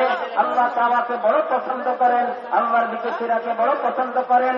মানুষের দিলের ইয়াকিন যদি এই হয়, যদি মানুষের দিলের অবস্থা এই হয় যে আমার সমস্ত জরুরত একমাত্র আল্লাহই পুরা করতে পারবেন, আল্লাহর দিকে সে ফিরে, বলতেছেন যে এটাকে ঈমান বলা হয়। আর আল্লাহ ছাড়া যদি নাকি দিলের এই অবস্থা হয় যে আমার এই জরুরতকে অমুক মানুষের পুরা করতে পারবে, আমার এই জরুরতকে অমুক ব্যবসায়ী পুরা করতে পারবে, আমার এই জরুরতকে অমুক ধনী পুরা করতে পারবে, আমার এই জরুরতকে অমুক প্রভাবশালী ব্যক্তি পুরা করতে পারবে, বলতেছেন যে মন যদি আল্লাহ ছাড়া অন্য কোন জিনিসের দিকে যায়, আমার জরুরত পুরা করার মধ্যে তাদের একটা হাত আছে, তাদের একটা শক্তি আছে, তাদের একটা ক্ষমতা আছে। বলতেছেন যে ভাই, এটা ঈমান হইল না, এটার মধ্যে তো শিরকের ভুল হয়ে গেছে। বলতেছেন যে হুজুর আকরাম সাল্লাল্লাহু আলাইহি ওয়াসাল্লাম উম্মতকে মসজিদের সাথে জুড়তেন, উম্মতকে মসজিদের মেহনতের সাথে জুড়তেন।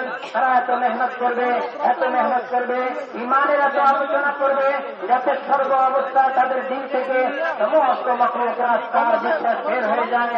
সমস্ত মাখলুক একটা ঝগড়া থেকে নিয়ে বড় বড় মাখলুক মানুষের না কোনো উপকার করতে পারবে, না মানুষের কোনো অপকার করতে পারবে।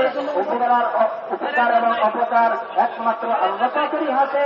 আল্লাহ সর্ব অবস্থায় সমস্ত মাখলুকের সমস্ত জরুরতকে একাই পুরা করেন।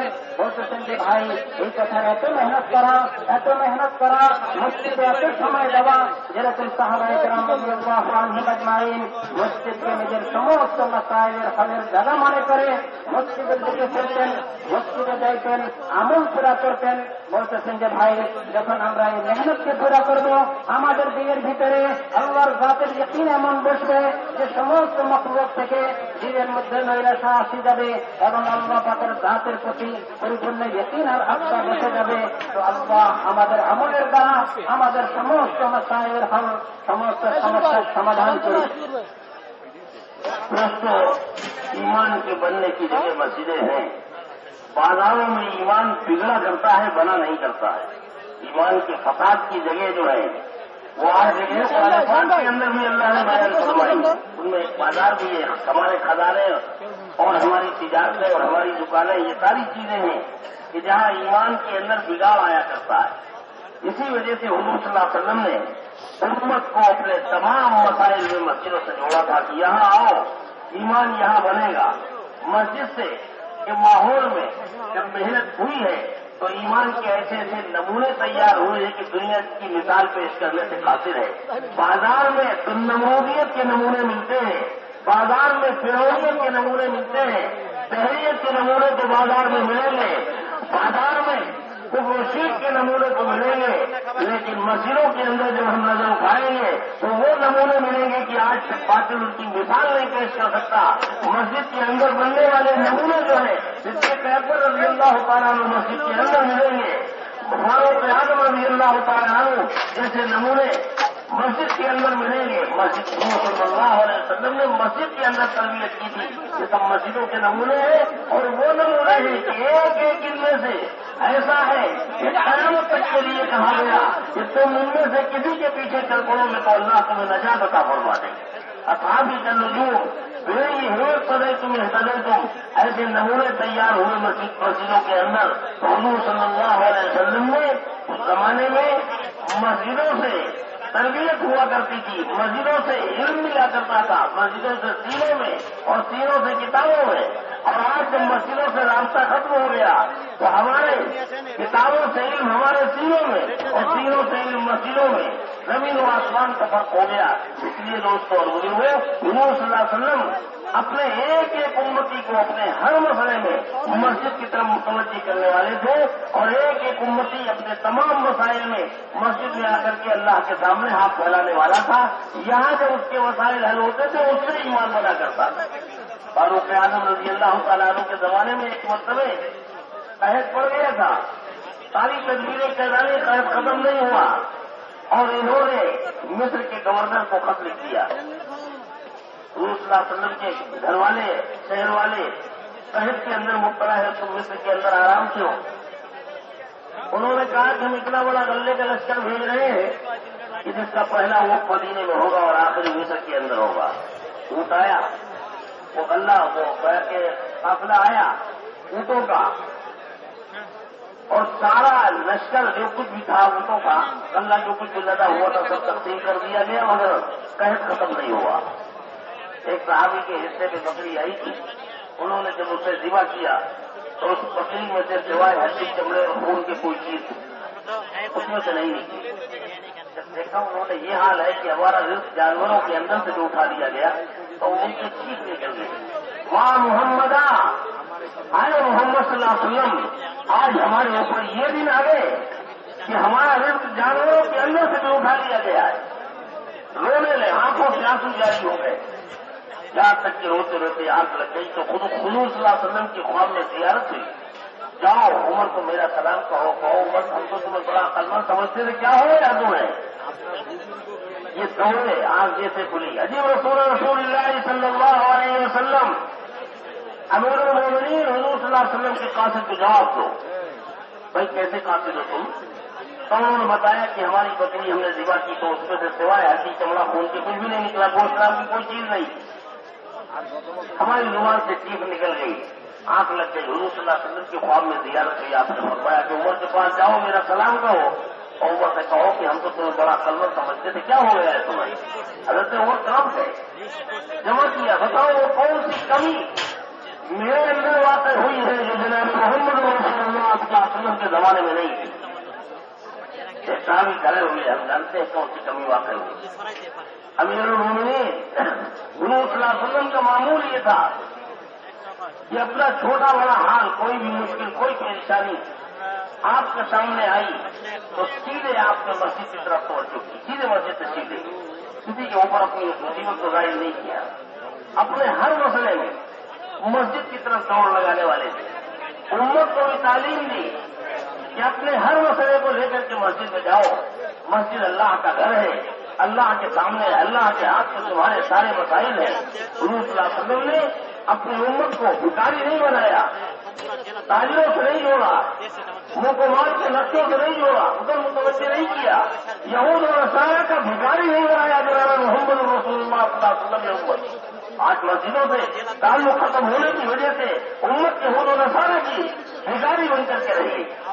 हुजूर सल्लल्लाहु अलैहि वसल्लम ने मस्जिद से जो हजरत उमर रज़ियल्लाहु तआला अन्हु से कहा कि हुजूर का मामूल तो मस्जिद की तरफ था, आपने जब आपके ऊपर अल्लाह ने एक हाल भेजा है तो आपने मस्जिद की तरफ तवज्जो करने के बजाय मिस्र के गवर्नर के सामने भीख के लिए हाथ फैलाए। ये फर्क आया है। हजरत उमर की चीखें निकल गई, ऐलान किया कि सुबह चलो। सब मदीने से बाहर गए, नंगे पैर नंगे सर, जानवर भी, बच्चे भी, छोटे भी, बड़े भी, जाकर के वहां इस सत्ता के बाद फिर अल्लाह से मांगा है, अल्लाहुम्मा इन्ना नस्तग़फिरुका व नस्तग़फिरुक, ए अल्लाह लग़विश और भूल उम्र से हुई है, हाल के वक्त में तेरे घर की तरफ नहीं आया बल्कि मखलूक की तरफ हाथ फैलाए है। ये उम्र की गलती और कोताही है। ऐ खुदा, इस उम्र की कोताही की सजा मदीने वालों को न दे। अल्लाह हुजूर के घर वालों को ये सजा न दे। बच्चे पियासे हैं, जमीनें पियासी हैं, जानवर पियासे हैं। ऐ खुदा, मेरी गलती की सजा उनको न दे, माफ कर दे अल्लाह अपने करम से, और इन पियासों को पानी अता फरमा दे। अभी ये दुआ मांग रहे थे कि आसमान पर अमर के टुकड़े नजर आए और उन अमर के टुकड़ों में से आवाज आ रही थी, ऐ उमर तुमने अल्लाह से मदद मांगी, अल्लाह ने तुम्हारे लिए मदद की। इतनी बारिश हुई, इतना गल्ला पैदा हुआ कि सारा कहे दूर हो गया। मदीने में कभी इतनी पैदावार ही नहीं हुई। तो हुजूर सल्लल्लाहु अलैहि वसल्लम में कर रहा था, हुजूर सल्लल्लाहु अलैहि वसल्लम ने उम्मत को मस्जिद से जोड़ा था, अल्लाह के घर से जोड़ा था, यानी अल्लाह से जोड़ा था, खाने से जोड़ा था, मखलूक से नहीं जोड़ा था। तो বলতেছেন যে ভাই আমরা মানুষের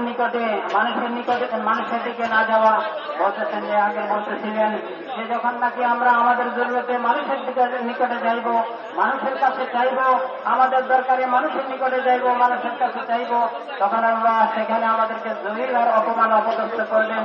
আর আল্লাহ যদি আল্লাহর দিকে যাই, আল্লাহর নিকটে যাই, তো আল্লাহ আমাদেরকে ইজ্জতওয়ালা বানাবেন এবং আমাদের জরুরতকে কুদরতের দ্বারা পুরা করবেন। বলতেছেন যে হুজুর আকরাম সাল্লাল্লাহু আলাইহি ওয়াসাল্লাম উম্মতকে মসজিদের মেহনতের সাথে জুড়ছেন, মসজিদের আমলের সাথে জুড়ছেন। ওই মেহনতের দ্বারা, মসজিদের মেহনতের দ্বারা এক একজন ব্যক্তি এমন তৈরি হয়েছে আজকে দুনিয়া তার মিসাল আর তার উপমা দিতে পারে না, তার মতো মানুষের প্রমাণ দিতে পারে না। এত বড় বড় হাসি আল্লাহ মসজিদের মেহনতের দ্বারা তৈরি করছেন। বলতেছেন যে ভাই হুজুর আকরাম সাল্লাল্লাহু আলাইহি ওয়াসাল্লাম সবচেয়ে উত্তম জায়গা, দুনিয়ার মধ্যে সবচেয়ে উত্তম জায়গা যে মসজিদ, ওই মসজিদের মেহনতের সাথে, ওই মসজিদের সাথে উম্মতকে জুড়ছেন। উম্মতের যত মাসাইল আসবে, উম্মতের যত সমস্যা আসবে, এই সমস্ত সমস্যার সমাধান সে মসজিদের আমলের দ্বারা মসজিদের যাবে, আল্লাহর দিকে ফিরবে, আল্লাহর নিকটে চাইবে। আল্লাহ তার আমলের উপরে তার মাসাইলকে হল করে দেবেন, সমস্যাকে সমাধান করে দেবেন। বলতেছেন যে ঈমানও বাড়তে থাকবে, তার মধ্যে পরিবর্তন আসতে থাকবে এই মেহনতের দ্বারা। সাহাবায়ে কেরাম রাদিয়াল্লাহু আনহুম আজমাইনের মতো এত বড় বড় হাসি তৈরি হয়েছে। বলতেছেন যে ভাই বাজার হয়েছে মানুষ নষ্ট হওয়ার জায়গা, সেখানে বলতেছেন যে সবচেয়ে নিকৃষ্টতম জায়গা হয়েছে বাজার। এই বাজারের মধ্যে দুনিয়ার নকশা, এই বাজারের মধ্যে জিনিসের নকশা, এই বাজারের মধ্যে ব্যবসা বাণিজ্যের নকশা, এই বাজারের মধ্যে বলতেছেন যে ভাই মানুষের ঈমান নষ্ট হওয়ার জিনিসের নকশা। এই বাজারের মধ্যে নমরুদিয়াতের অবস্থা পাওয়া যাবে, এই বাজারের মধ্যে কারণিয়াতের অবস্থা পাওয়া যাবে, এই বাজারের মধ্যে জাহারিয়াতের অবস্থা পাওয়া যাবে। এই বাজারের মধ্যে মানুষ কোনোদিন বলতে পারে না, মানুষ তো বনবে মসজিদের আমলের দ্বারা, মসজিদের মেহনতের দ্বারা। হুজুর আকরাম সাল্লাল্লাহু আলাইহি ওয়াসাল্লাম সাহাবায়ে কেরাম রাদিয়াল্লাহু আনহুম আজমাইনকে মসজিদের মেহনতের সাথে জুড়ছেন। আজকে উম্মত মসজিদ থেকে আলাদা হওয়ার কারণে, আজকে উম্মতের সম্পর্ক মসজিদ থেকে ছিন্ন হওয়ার কারণে, আজকে উম্মত মসজিদের আমলের থেকে দূর হওয়ার কারণে আজকে উম্মতের এই অবস্থা। বলতেছেন যে হুজুর আকরাম সাল্লাল্লাহু আলাইহি ওয়াসাল্লাম সাহাবায়ে কেরাম রাদিয়াল্লাহু আনহুম আজমাইনকে এমন মেহনতের উপর উঠাইছেন, মসজিদের আমলের উপর উঠাইছেন। ওনারা মসজিদের মধ্যে সময় দিতেন, সেখানে তালিমের হালকা বসত, সেখানে ইমানের হালকা বসত। ওই মেহনতের দ্বারা এমন এমন হাস্তি তৈরি হয়েছে, এমন এমন ব্যক্তি তৈরি হয়েছে, আজকে দুনিয়া অক্ষম এই ধরনের ব্যক্তির প্রমাণ দেওয়া, এই ধরনের ব্যক্তির মেসালকে দেওয়া। বলতেছেন যে ওই মসজিদের মেহনতের দ্বারা হযরত আবু বকর রাদিয়াল্লাহু আনহুর মতো হাস্তি তৈরি হয়েছে, ওই মসজিদের মেহনতের দ্বারা হযরত ওমর রাদিয়াল্লাহু আনহুর মতো হাস্তি তৈরি হয়েছে, ওই মসজিদের মেহনতের দ্বারা সাহাবায়ে কেরাম রাদিয়াল্লাহু আনহুম আজমাইনের এক গোষ্ঠী তৈরি হয়েছে, এক জামাত তৈরি হয়েছে। সেই জামাত আল্লাহর নিকটে এত মকবুল আর প্রিয়, তাদের ইমানের অবস্থা এমন, তাদের আমলের অবস্থা এমন, তাদের জিন্দেগীর অবস্থা এমন, কিয়ামত পর্যন্ত যেই ব্যক্তি এমন সাহাবীর কোন সাহাবীর অনুসরণ করবে, সে হেদায়েতের রাস্তা পেয়ে যাবে, সে নাজাতের রাস্তা পেয়ে যাবে। আল্লাহ মসজিদের মেহনতের দ্বারা সাহাবাদের এত বড় হাস্তিকে তৈরি করছেন। বলতেছেন যে যখন উম্মত মসজিদের মেহনতের থেকে সরবে, তখন তাদের উপরে অবস্থা আসবে, আবার মসজিদের আমলের দিকে যখন ফিরবে, আল্লাহ এই অবস্থাকে দূর করবেন। বলতেছেন যে ভাই, হুজুর আকরাম সাল্লাল্লাহু আলাইহি ওয়াসাল্লামের মেহনতের উপরে সাহাবাদেরকে আল্লাহ নমুনা বানাইছেন। সাহাবাদের আমল কিয়ামত পর্যন্ত উম্মতের জন্য নমুনা। হযরত ওমর রাদিয়াল্লাহু আনহুর জমানায় এক সময় দুর্ভিক্ষ দেখা দিছে।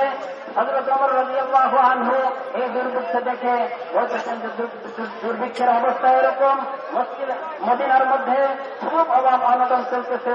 হযরত ওমর রাদিয়াল্লাহু আনহু মিশরের গভর্নর হযরত আমর ইবনে আস রাদিয়াল্লাহু আনহুর নিকটে চিঠি পাঠাইছেন যে মদিনার এই অবস্থা, আর তুমি মিশরের মধ্যে এই ভালো অবস্থায় চলতেছ, তোমার কি একটু মনে ওঠে না?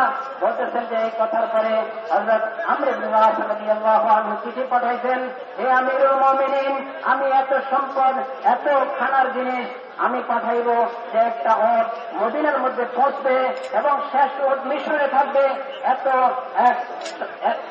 এত পরিমাণ আমি আপনার জন্য পাঠাইতেছি।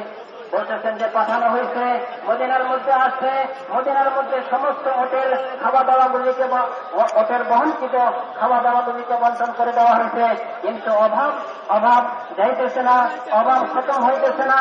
বলতেছেন যে এক সাহাবীর ভাগে একটা বকরি পড়ছে, তিনি জবাই করছেন, জবাই করে দেখেন যে চামড়া এবং হাড্ডি আর রক্ত ছাড়া তার মধ্যে কোনো গোশত নাই। ওই সাহাবের মুখে দিয়ে চিৎকার বাহির হয়ে গেছে, ওয়া মুহাম্মাদা, হে মুহাম্মদ সাল্লাল্লাহু আলাইহি ওয়াসাল্লাম, আপনার উম্মতের এই অবস্থা। আজকে আল্লাহ জাল্লা শানুহু আমাদের রিজিক জানোয়ার থেকে পর্যন্ত উঠাই দিচ্ছেন। এই জানোয়ারের কষ্ট মানুষের রিজিক ছিল, আয় আল্লাহ জানোয়ার থেকেও পর্যন্ত আমাদের রিজিক উঠাই দিচ্ছেন। আয় আল্লাহ আমাদের উপরে রহম করেন। বলতেছেন যে তিনি কাঁদতেছিলেন, আয় মুহাম্মদ সাল্লাল্লাহু আলাইহি ওয়াসাল্লামের জামানা, আয় মুহাম্মদ সাল্লাল্লাহু আলাইহি ওয়াসাল্লামের জামানা। বলতেছেন যে কাঁদতে কাঁদতে ওনার ঘুম এসে গেছে, ঘুমে স্বপ্নে দেখতেছেন হুজুর আকরাম সাল্লাল্লাহু আলাইহি ওয়াসাল্লামের জিয়ারত হয়েছে। হুজুর আকরাম সাল্লাল্লাহু আলাইহি ওয়াসাল্লাম স্বপ্নে বলতেছেন যে ওমরকে বলো, আকলমান মনে করছিলাম, আয় ওমরের কি হয়েছে? তিনি এই স্বপ্ন থেকে দাবি দিলেন, জাগার পরে দৌড়াই হযরত ওমর রাদিয়াল্লাহু আনহুর নিকটে গেলেন এবং হযরত ওমর রাদিয়াল্লাহু আনহুকে বললেন, হে আমিরুল মুমিনিন, আপনি আল্লাহর নবীর কাসেম, আল্লাহর নবীর পাঠানো দোষের জবাব দেন। হযরত ওমর রাদিয়াল্লাহু আনহুর তখন বললেন যে তুমি কিভাবে নবীর পক্ষ থেকে কাফের? বললেন যে আমার এই ঘটনা হয়েছে, আমি স্বপ্নে দেখেছি। হুজুর আকরাম সাল্লাল্লাহু আলাইহি ওয়াসাল্লাম বললেন, আমিরুল মুমিনিন ওমরের কি হইল? আমি তো তাকে বড় বুদ্ধিমান মনে করছি। বলতেছেন যে তখন হযরত ওমর রাদিয়াল্লাহু আনহু বললেন, আয় আমার কি হয়েছে? এবং সাহাবাদেরকে বললেন যে আমার কোন আমলের মধ্যে হুজুর আকরাম সাল্লাল্লাহু আলাইহি ওয়াসাল্লাম পরিবর্তন দেখছেন? বললে তো দেখি তোমরা।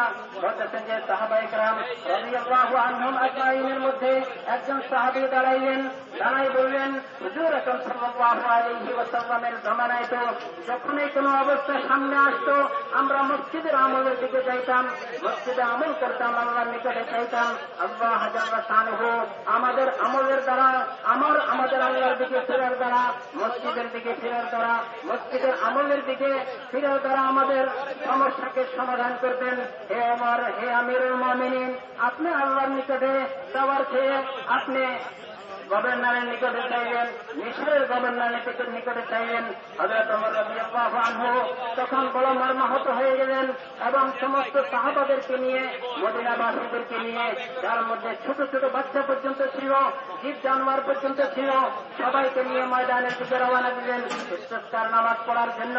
এবং হযরত ওমর রাদিয়াল্লাহু আনহু বলতেছিলেন, আয় আল্লাহ, ওমর তো গুনাহ করছে, ওমর তো আপনার হুকুমকে লঙ্ঘন করছে, ওমর তো গুনাহ করছে। আয় আল্লাহ, এই ওমরের গুনার শাস্তি আপনি মদিনাবাসীকে দিবেন না, এই ওমরের গুনার শাস্তি আজওয়াজে মুতাহহারাতদেরকে দিবেন না। আয় আল্লাহ, ওমরের গুনাহকে মাফ করে দেন, আমাদের অবস্থার পরিবর্তন করে দেন, সমস্যাগুলির সমাধান করে দেন। বলতেছেন যে এমন ভাবে কাঁদতেছিলেন, আয় আল্লাহ, আমার গুনাহকে মাফ করে দেন, আমার গুনার কারণে মদিনাবাসীকে আপনি কষ্ট দিবেন না। বলতেছেন যে কাঁদতে কাঁদতে যখন দোয়া করতেছিলেন, ইস্তিসকার নামাজ পড়ে আল্লাহর নিকটে চাইতেছিলেন, তো আল্লাহ মেঘ পাঠাইতেছেন, মেঘের থেকে আওয়াজ শোনা যাইতেছে, হে ওমর, আপনার জন্য আল্লাহর সাহায্য এসে গেছে। আল্লাহ সাহায্য পাঠাই দিতেন, আল্লাহর সাহায্য এসে গেছে, বৃষ্টি বর্ষণ হয়েছে। আল্লাহ জাল্লা শানুহু মদিনার অবস্থাকে মদিনার সমস্যাকে সমাধান করে দিতেন, মদিনার অভাব দূর করে দিতেন। বলতেছেন যে ভাই, যখন মানুষ আল্লাহর দিকে ফিরবে, যখন মানুষ আল্লাহর নিকটে চাইবে, তো আল্লাহ জাল্লা শানুহু তার সমস্যাগুলির সমাধান করে দেবেন। বলতেছেন যে হুজুর আকরাম সাল্লাল্লাহু আলাইহি ওয়াসাল্লাম উম্মতকে ফকির আর কাঙ্গাল বানাই দেন নাই, উম্মতকে কাহারও ধরার জন্য কাফের মুশরিকের দিকে ফিরবে, কাফের মুশরিকের ধর্ণা ধরবে, এরকম উম্মত হুজুর আকরাম সাল্লাল্লাহু আলাইহি ওয়াসাল্লাম বানাই দেন নাই। হুজুর আকরাম সাল্লাল্লাহু আলাইহি ওয়াসাল্লাম উম্মতকে মসজিদের সাথে জুড়ছেন, মসজিদের আমলের সাথে জুড়ছেন, মসজিদের আমলের মেহনতের সাথে জুড়ছেন। বলতেছেন যে আজকে আমরা মসজিদের আমল থেকে দূরে সরে যাওয়ার কারণে, মসজিদের আমল থেকে আমরা সরে যাওয়ার কারণে আজকে আমরা বলতেছেন যে কাফের মুশরিকের নিকটে লাঞ্ছিত হইতেছে, কাফের মুশরিকের নিকটে বেইজ্জত হইতেছে, তাদের নিকটে আমরা হাত পাতি লাঞ্ছিত হইতেছে। এই উম্মত যখন আবার আল্লাহর দিকে ফিরবে, মসজিদের আমলের দিকে ফিরবে, মসজিদের দিকে যাবে, মসজিদের আমলের উপর উঠবে, মসজিদের আমলের জন্য উম্মতকে তৈরি করবে, তখন আল্লাহ এই उम्मतेर अवस्था को परिवर्तन करेंगे। दोस्तों, जब तक ये उम्मत मस्जिद से जुड़ी हुई थी, अपने सारे मसाइल मस्जिद से हल कराने वाली थी, किसी के सामने हाथ फैलाने वाली नहीं थी। जब से इसका ताल्लुक मस्जिद से जुड़ता है, ये उम्मत पूरी कायनात के अंदर भिखारी बन के रहेगी। हर मसले में किसी के सामने कोई किसी के सामने हाथ फैलाए होकर घूम रहा है और कहीं कोई मसला हल नहीं हो रहा। इसलिए दोस्तों, आज तक जो कुछ हमसे इस सिलसिले में लंबिश हुई है और कोताही हुई है, अल्लाह अपने कर्म से उसे माफ फरमाए। इसीलिए हमारे बड़े कहते हैं कि मस्जिद में ईमान के हल्के कायम करो ताकि ईमान के अंदर ताजगी रहे। रोजाना 2.5 घंटे आमाले मस्जिद के आमाले दावत कायम करते हुए एक एक को नकद उठा करके मस्जिद के अंदर ला करके जोड़ना, यहाँ फजाइल और मुंतखब हदीस के जरिए से तालीम के हल्कों में इन सबको जोड़ करके और फिर उसके बाद उनकी तशकीलें करना और फिर इस मेहनत को लेकर के सिर्फ यही नहीं, हमारे अंदर ये ईमानी कुव्वत पैदा हो, इसके लिए दुनिया के गोशे गोशे में, कोने कोने में, चप्पे चप्पे में ईमान को लेकर के जितना फिरेंगे, अल्लाह पाक वो ईमान की माया और वो ईमान की दौलत धीरे धीरे हमारे अंदर पैदा फरमा देंगे। तो इसलिए पिछली जिंदगी अब तक की जो कुछ है, अल्लाह उसको हमें माफ फरमा दे और आइंदा के लिए तय करो कि उस वक्त तक चैन से नहीं बैठेंगे जब तक या तो ईमान की ये हकीकत हमारे अंदर पैदा हो जाए या फिर मेहनत करते करते हम ही इस दुनिया से रोक सकते हैं। तो बोलते थे कि भाई हुजूर अकरम सल्लल्लाहु अलैहि वसल्लम तो उम्मत के मस्जिদের আমলের সাথে জুড়ছেন, মসজিদের মেহনতের সাথে জুড়ছেন, উম্মতকে এরকম ভিখারি বানা যান নাই। যে উম্মত মানুষের কাছে হাত পাতবে, উম্মত কাফের মুশরিকের কাছে হাত পাতবে, উম্মত বিভিন্ন জরুরতে তার মানুষের মুহতাজের মুখাফিকি হবে, মানুষের নিকটে চাইবে, মানুষের নিকটে হাত পাতবে, আর সে জলিল আর অপমান অপদস্থ হবে। হুজুর আকরাম সাল্লাল্লাহু আলাইহি ওয়াসাল্লাম উম্মতকে কাহারও মুখাফিকি বানাই দেন নাই। উম্মতকে মসজিদের আমলের সাথে জড়ে গেছেন, মসজিদের আমলের উপর উঠে গেছেন, মসজিদের মেহনতের উপর উঠে গেছেন। বলতেছেন যে ভাই, আজকে উম্মত মসজিদ থেকে কাটে যাওয়ার কারণে, মসজিদের মেহনত থেকে কাটে যাওয়ার কারণে, আজকে উম্মত মসজিদের আমল থেকে কাটে যাওয়ার কারণে, আজকে দাঁড়াদাঁড়ি থাকার কারণে, আজকে উম্মত জয়ীর অপমান অবতস্ত হইতেছে। তাদের কোন সমস্যার সমাধান হইতেছে না, সমস্যার সমাধান হবে না যতক্ষণ পর্যন্ত আবার উম্মত হুজুর আকরাম সাল্লাল্লাহু আলাইহি ওয়াসাল্লাম ওয়ালা আমলের দিকে না আসবে।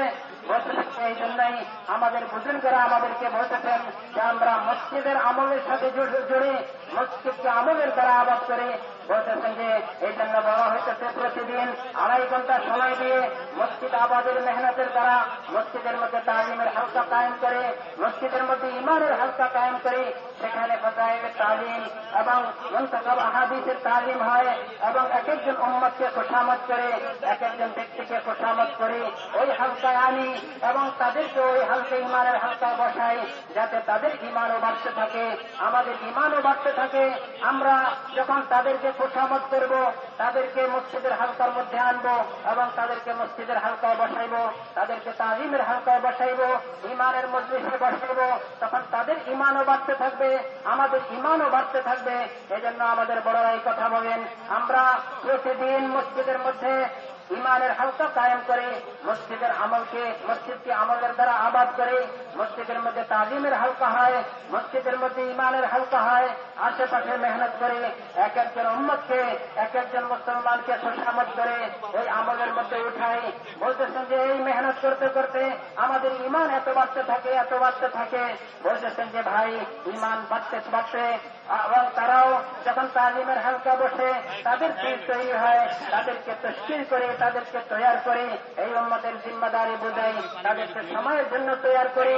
এবং আমরাও শুধু মসজিদের তালিমের হালকা বসে বলতেছেন যে আমাদের ইমান বাড়তে থাকবে, বাড়তে বাড়তে এমন অবস্থা হবে যে আমরা আমাদের ওই ইমানের উপরে পুরা দুনিয়ায় এই মেহনতকে পৌঁছানোর জন্য পুরা দুনিয়া আমরা ফিরতে থাকবো, দেশকে দেশ ছুটতে থাকবো, দুনিয়ার আনাতে কানাতে ফিরতে থাকবো এবং আমাদের ইমান বাড়তে বাড়তে বলতেছেন যে ওই ইমান পর্যন্ত পৌঁছবে যে ইমান সাহাবায়ে কেরাম রাদিয়াল্লাহু আনহুম আজমাইন মেহনত করে অর্জন করছেন। আর না হয়তো আমরা মেহনত করতে করতে আমাদের মৃত্যু এসে যাবে। বলতেছেন যে ভাই, এজন্য আমরা এই কথা নিয়ত করি যে আমরা মেহনত করতে করতে আল্লাহ করে আমাদের ইমান বাড়তে বাড়তে পুরা দুনিয়ার মধ্যে মেহনতের জিম্মাদারি পুরা করতে থাকি, আর ইমান বাড়তে বাড়তে আল্লাহ ওই পর্যন্ত আমাদের পৌঁছাইবেন। আর না হয়তো মেহনত করতে করতে আমাদের মৃত্যু এসে যাবে। भाई तैयार है सब लोग? खड़ा हो, बताओ कितने लोग तैयार हो? हाथ उठाना नहीं, खड़े हो बताओ। भाई हिम्मत करे बताओ भाई जरा, माशाअल्लाह माशाअल्लाह, अल्लाह बेहद कबूल फरमाए। और खड़े हो जाओ भाई, और खड़े हो जाओ, खड़ा अल्लाह बेहद कबूल फरमाए। अब भाई ये जितने लोगों ने हाथ उठाए हैं, अभी जब तश्कील होगी तो अपने अपने नाम तश्कील वालों के पास जाकर के लिखा दे ताकि उनकी तरतीब अभी से बननी शुरू हो जाए। ভাই যারা আমরা দাঁড়াইছি সবাই নিয়ত করছি, আমরা প্রত্যেকে নিজ নিজ জায়গায় তশকিলের যে জামাত আছে ওই জামাতের নিকটে যাই, তাদের নিকটে নাম লেখাই, যাতে আমাদের জামাত বানানো সহজ হয়, আমরা জামাত বন্দী হয়ে যাই। এই জন্য বলতেছেন যে যারা আমরা নাম লেখাইতেছি, যারা আমরা নিয়ত করে দাঁড়াইছি, তারা প্রত্যেকে নিজ নিজ ক্ষেত্রে যাই, আমাদের তশকিলের জামাতের সাথে সাক্ষাৎ করে সেখানে আমাদের তরতিব কায়েম করি, জামাত বানাই, একে অপরকে তৈরি हो जाए तो একে অপরকে তৈরি করতে করতে দাওয়াত দিতে দিতে আমাদের সময় পুরা হয় এবং আমরা হুজুর ইস্তিনজা থেকে পারবে নামাজেরও তৈরি করব এবং একে অপরকে দাওয়াত দিতে থাকবো, নিজে তৈরি হয়ে অন্যকে তৈরি করি। মেরে মোহতারাম, যাতে আল্লাহ আমাদের আমলকে এই মেহনতকে পুরা করে দেন, এই জন্য খুব দাওয়াত দিব, একে অপরকে তৈরি করবো, একে অপরকে তশকিল করবো, যাতে কোনো ব্যক্তি বাদ না যায়। মেহনত আমরা পুরা করি, করনে বাড়ি জাত আল্লাহ তিনি দিল তৈরি করে দিবেন এবং নগদ আল্লাহর রাস্তা বের হওয়ার জন্য এক একজনের হিম্মতকে বাড়াই দেবেন।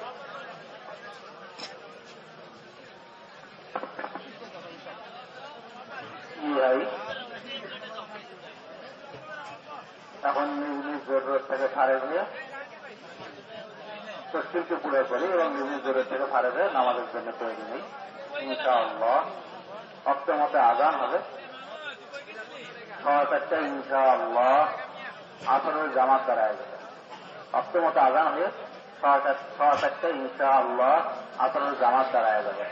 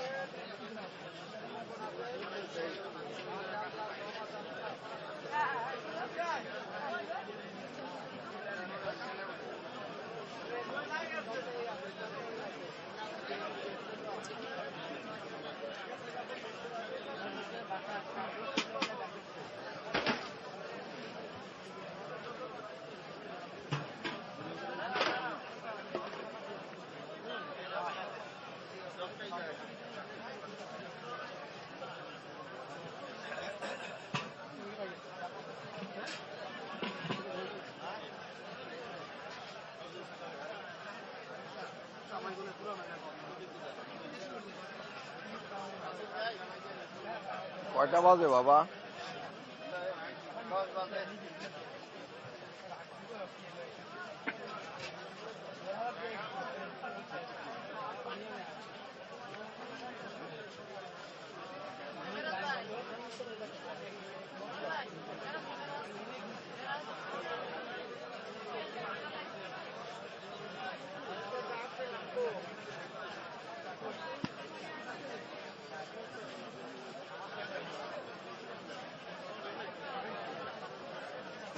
উজু করে আসছেন?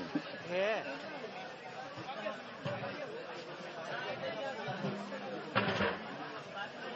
বাকি আছে আমল, সেটা একটু করে আজকে এইটার আমলটা আমাদের জন্য করবে, কারোর কাছে চাওয়া না।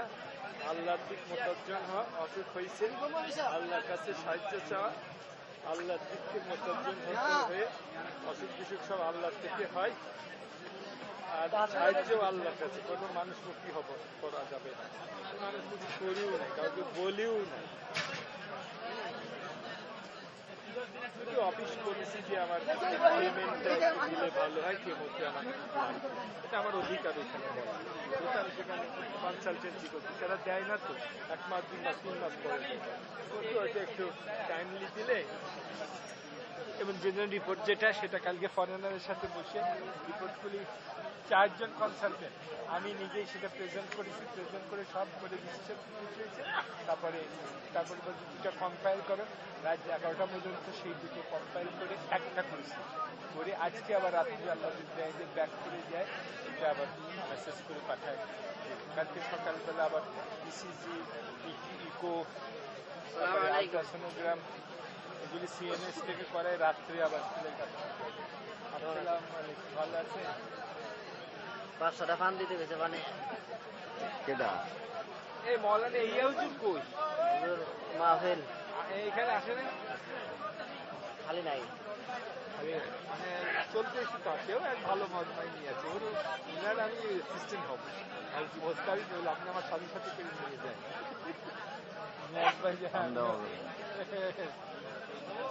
এটা হচ্ছে নিয়ামতের পান, নিয়ামতের পান আমি দেবো। পানি দিতে গেলে চাকরি খেয়ে লাগে। কিরা দিতে গেছে? আপনি আয় হ্যাঁ রে, এইটা করবেন না, আপনি দোষ নিয়ে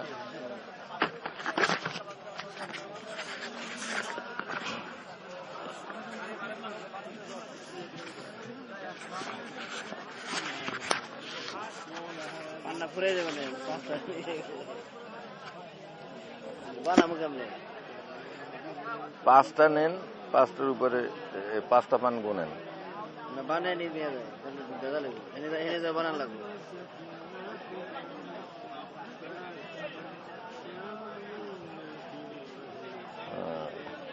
সুপারি অল্প অল্প দিয়ে শুকনো সুপারি তো চাবাইতে পারবে না। হ্যাঁ, বাস বাস বাস। জর্দা কোনটা? ও এইটা দিয়ে না, এটা কি জর্দা? একই জর্দা এদিকে দেই দেন, অল্প অল্প নিয়েন, কারণ ভ্যারাইটিস জর্দা মিক্স তো, খাইয়ে মাথা গুজিয়ে গেলে সে তেল আবার গুজিয়ে এরা মধ্যে।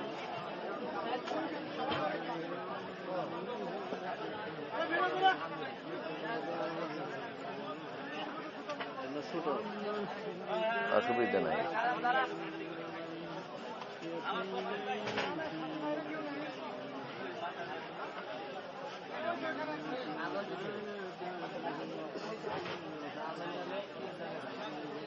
কি পাক হয়েছিল? গরু আপনি এনে কে বুঝলেন না, ওজা যাই না, ওজা জায়গা নাই তো। কে গেছে জায়গা? আমি তো হুজুরের পাশে ছাড়া থাকবো না। কত জায়গার অভাব নাই। হ্যাঁ, হুজুরের পাশে আমি কইলাম যে আপনার পাশে। হুজুরের লগে পাশে তো আমি, আপনি জান আমি সেরে যাই। হুজুরের পাশে শুনি হ্যাঁ, এত কয় না, আমার গোষ্ঠ দিলে আমি ছেড়ে যাই। এত আমার কয় না। কোন লাভ? এটা জানলে তো কবে বিছানা ফালাই দিতাম। কোন লাভ? আপনি চলে যান, আমারে পুষিয়ে দিলে একলা নিরামিষ, আমার তো ভালো লাগে না। বিকেলে মানে চলে যান।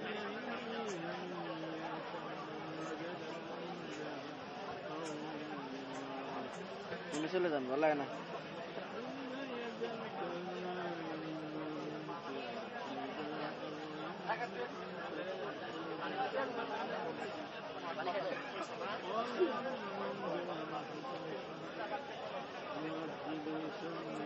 পানের দোকানদার ছিলেন নাকি তোমার বাপে? বানায় দেখি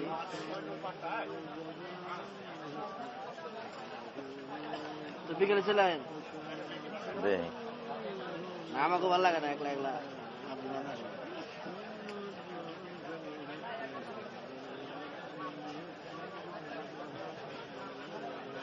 আর দিও না, খুব খারাপ জর্দা। কি দরকার এটা? ইন্ডিয়া, পাকিস্তান, বাংলাদেশ মিলেন না।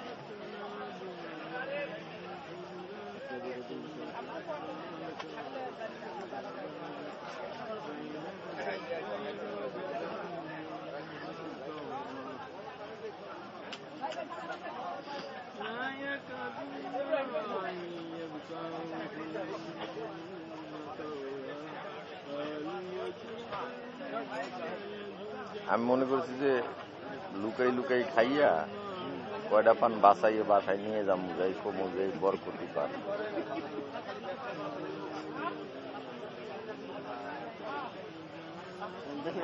আবার কিনে আনাইবেন, এটা রেখে দিবেন।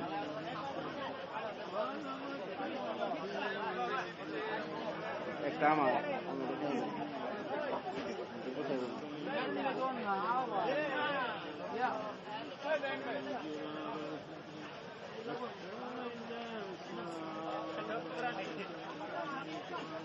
শুকনো সুপারি মুখে দিলে এতগুলো হয়ে যায়।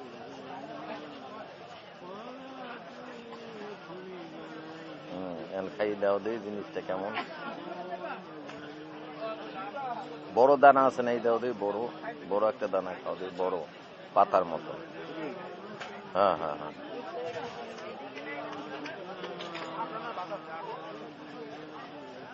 নাম কি রে? কি নাম?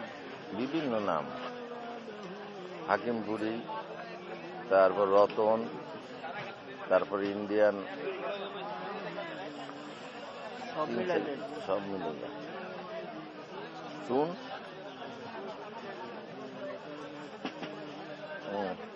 সব বোট একত্র করিয়া, এই বোট একত্র করো। আরেকটা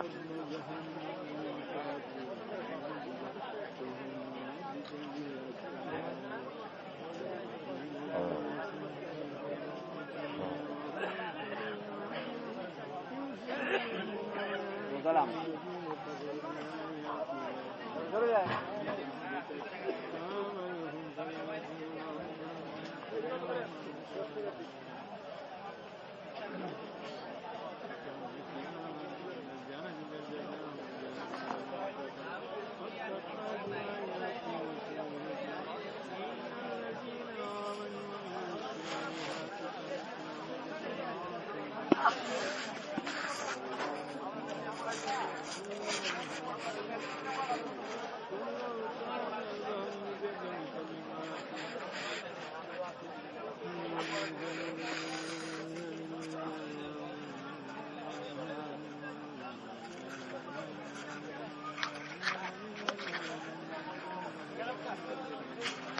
ও এটা বন্ধ করে কিভাবে জানেন?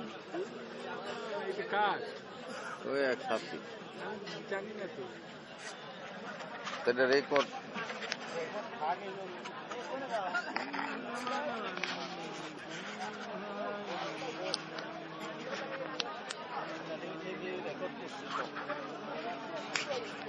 ক্যামেরা বন্ধ করে।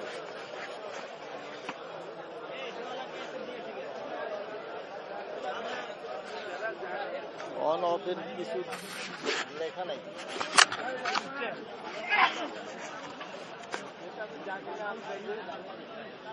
আবার কোন ঝামেলা?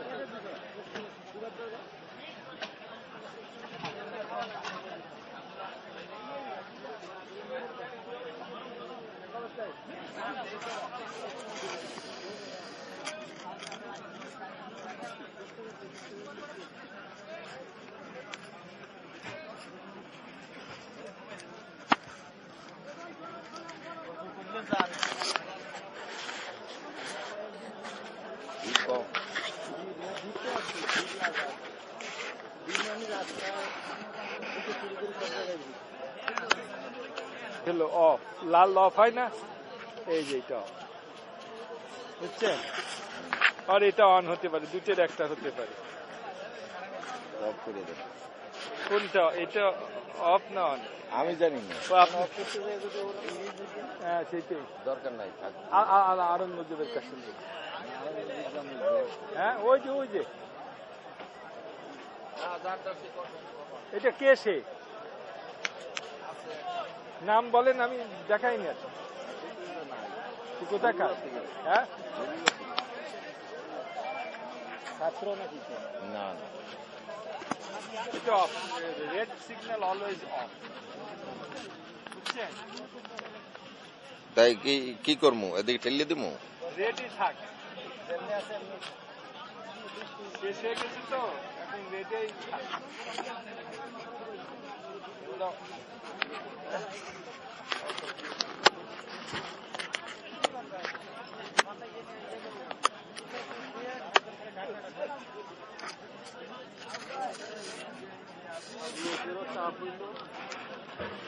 লোকেরও চাপ হইল, আপনার গরমও বাড়ল, এখন লোকও চলে যাচ্ছে, এখন আপনার ঠান্ডা বাড়ছে।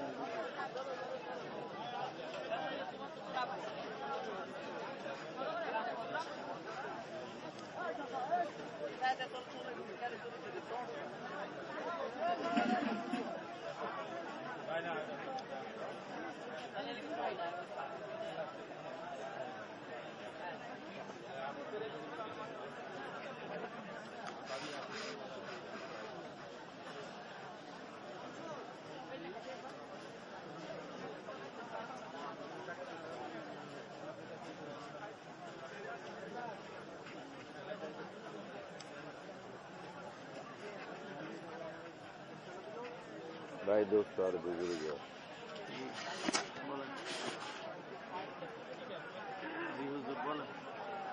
যে আল্লাহ কি একটা রাস্তা বাইর করে দিচ্ছে। আল্লাহ এই রাস্তা না থাকলে কোথায় থাকতাম? দুনিয়াবি সুখ শান্তিতে থাকতেন। কি সে সুখ শান্তি আছে?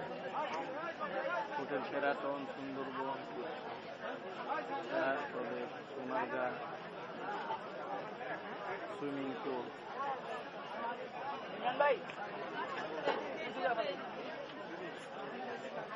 সুইমিং পুলে সাঁত চাইতেন এখন?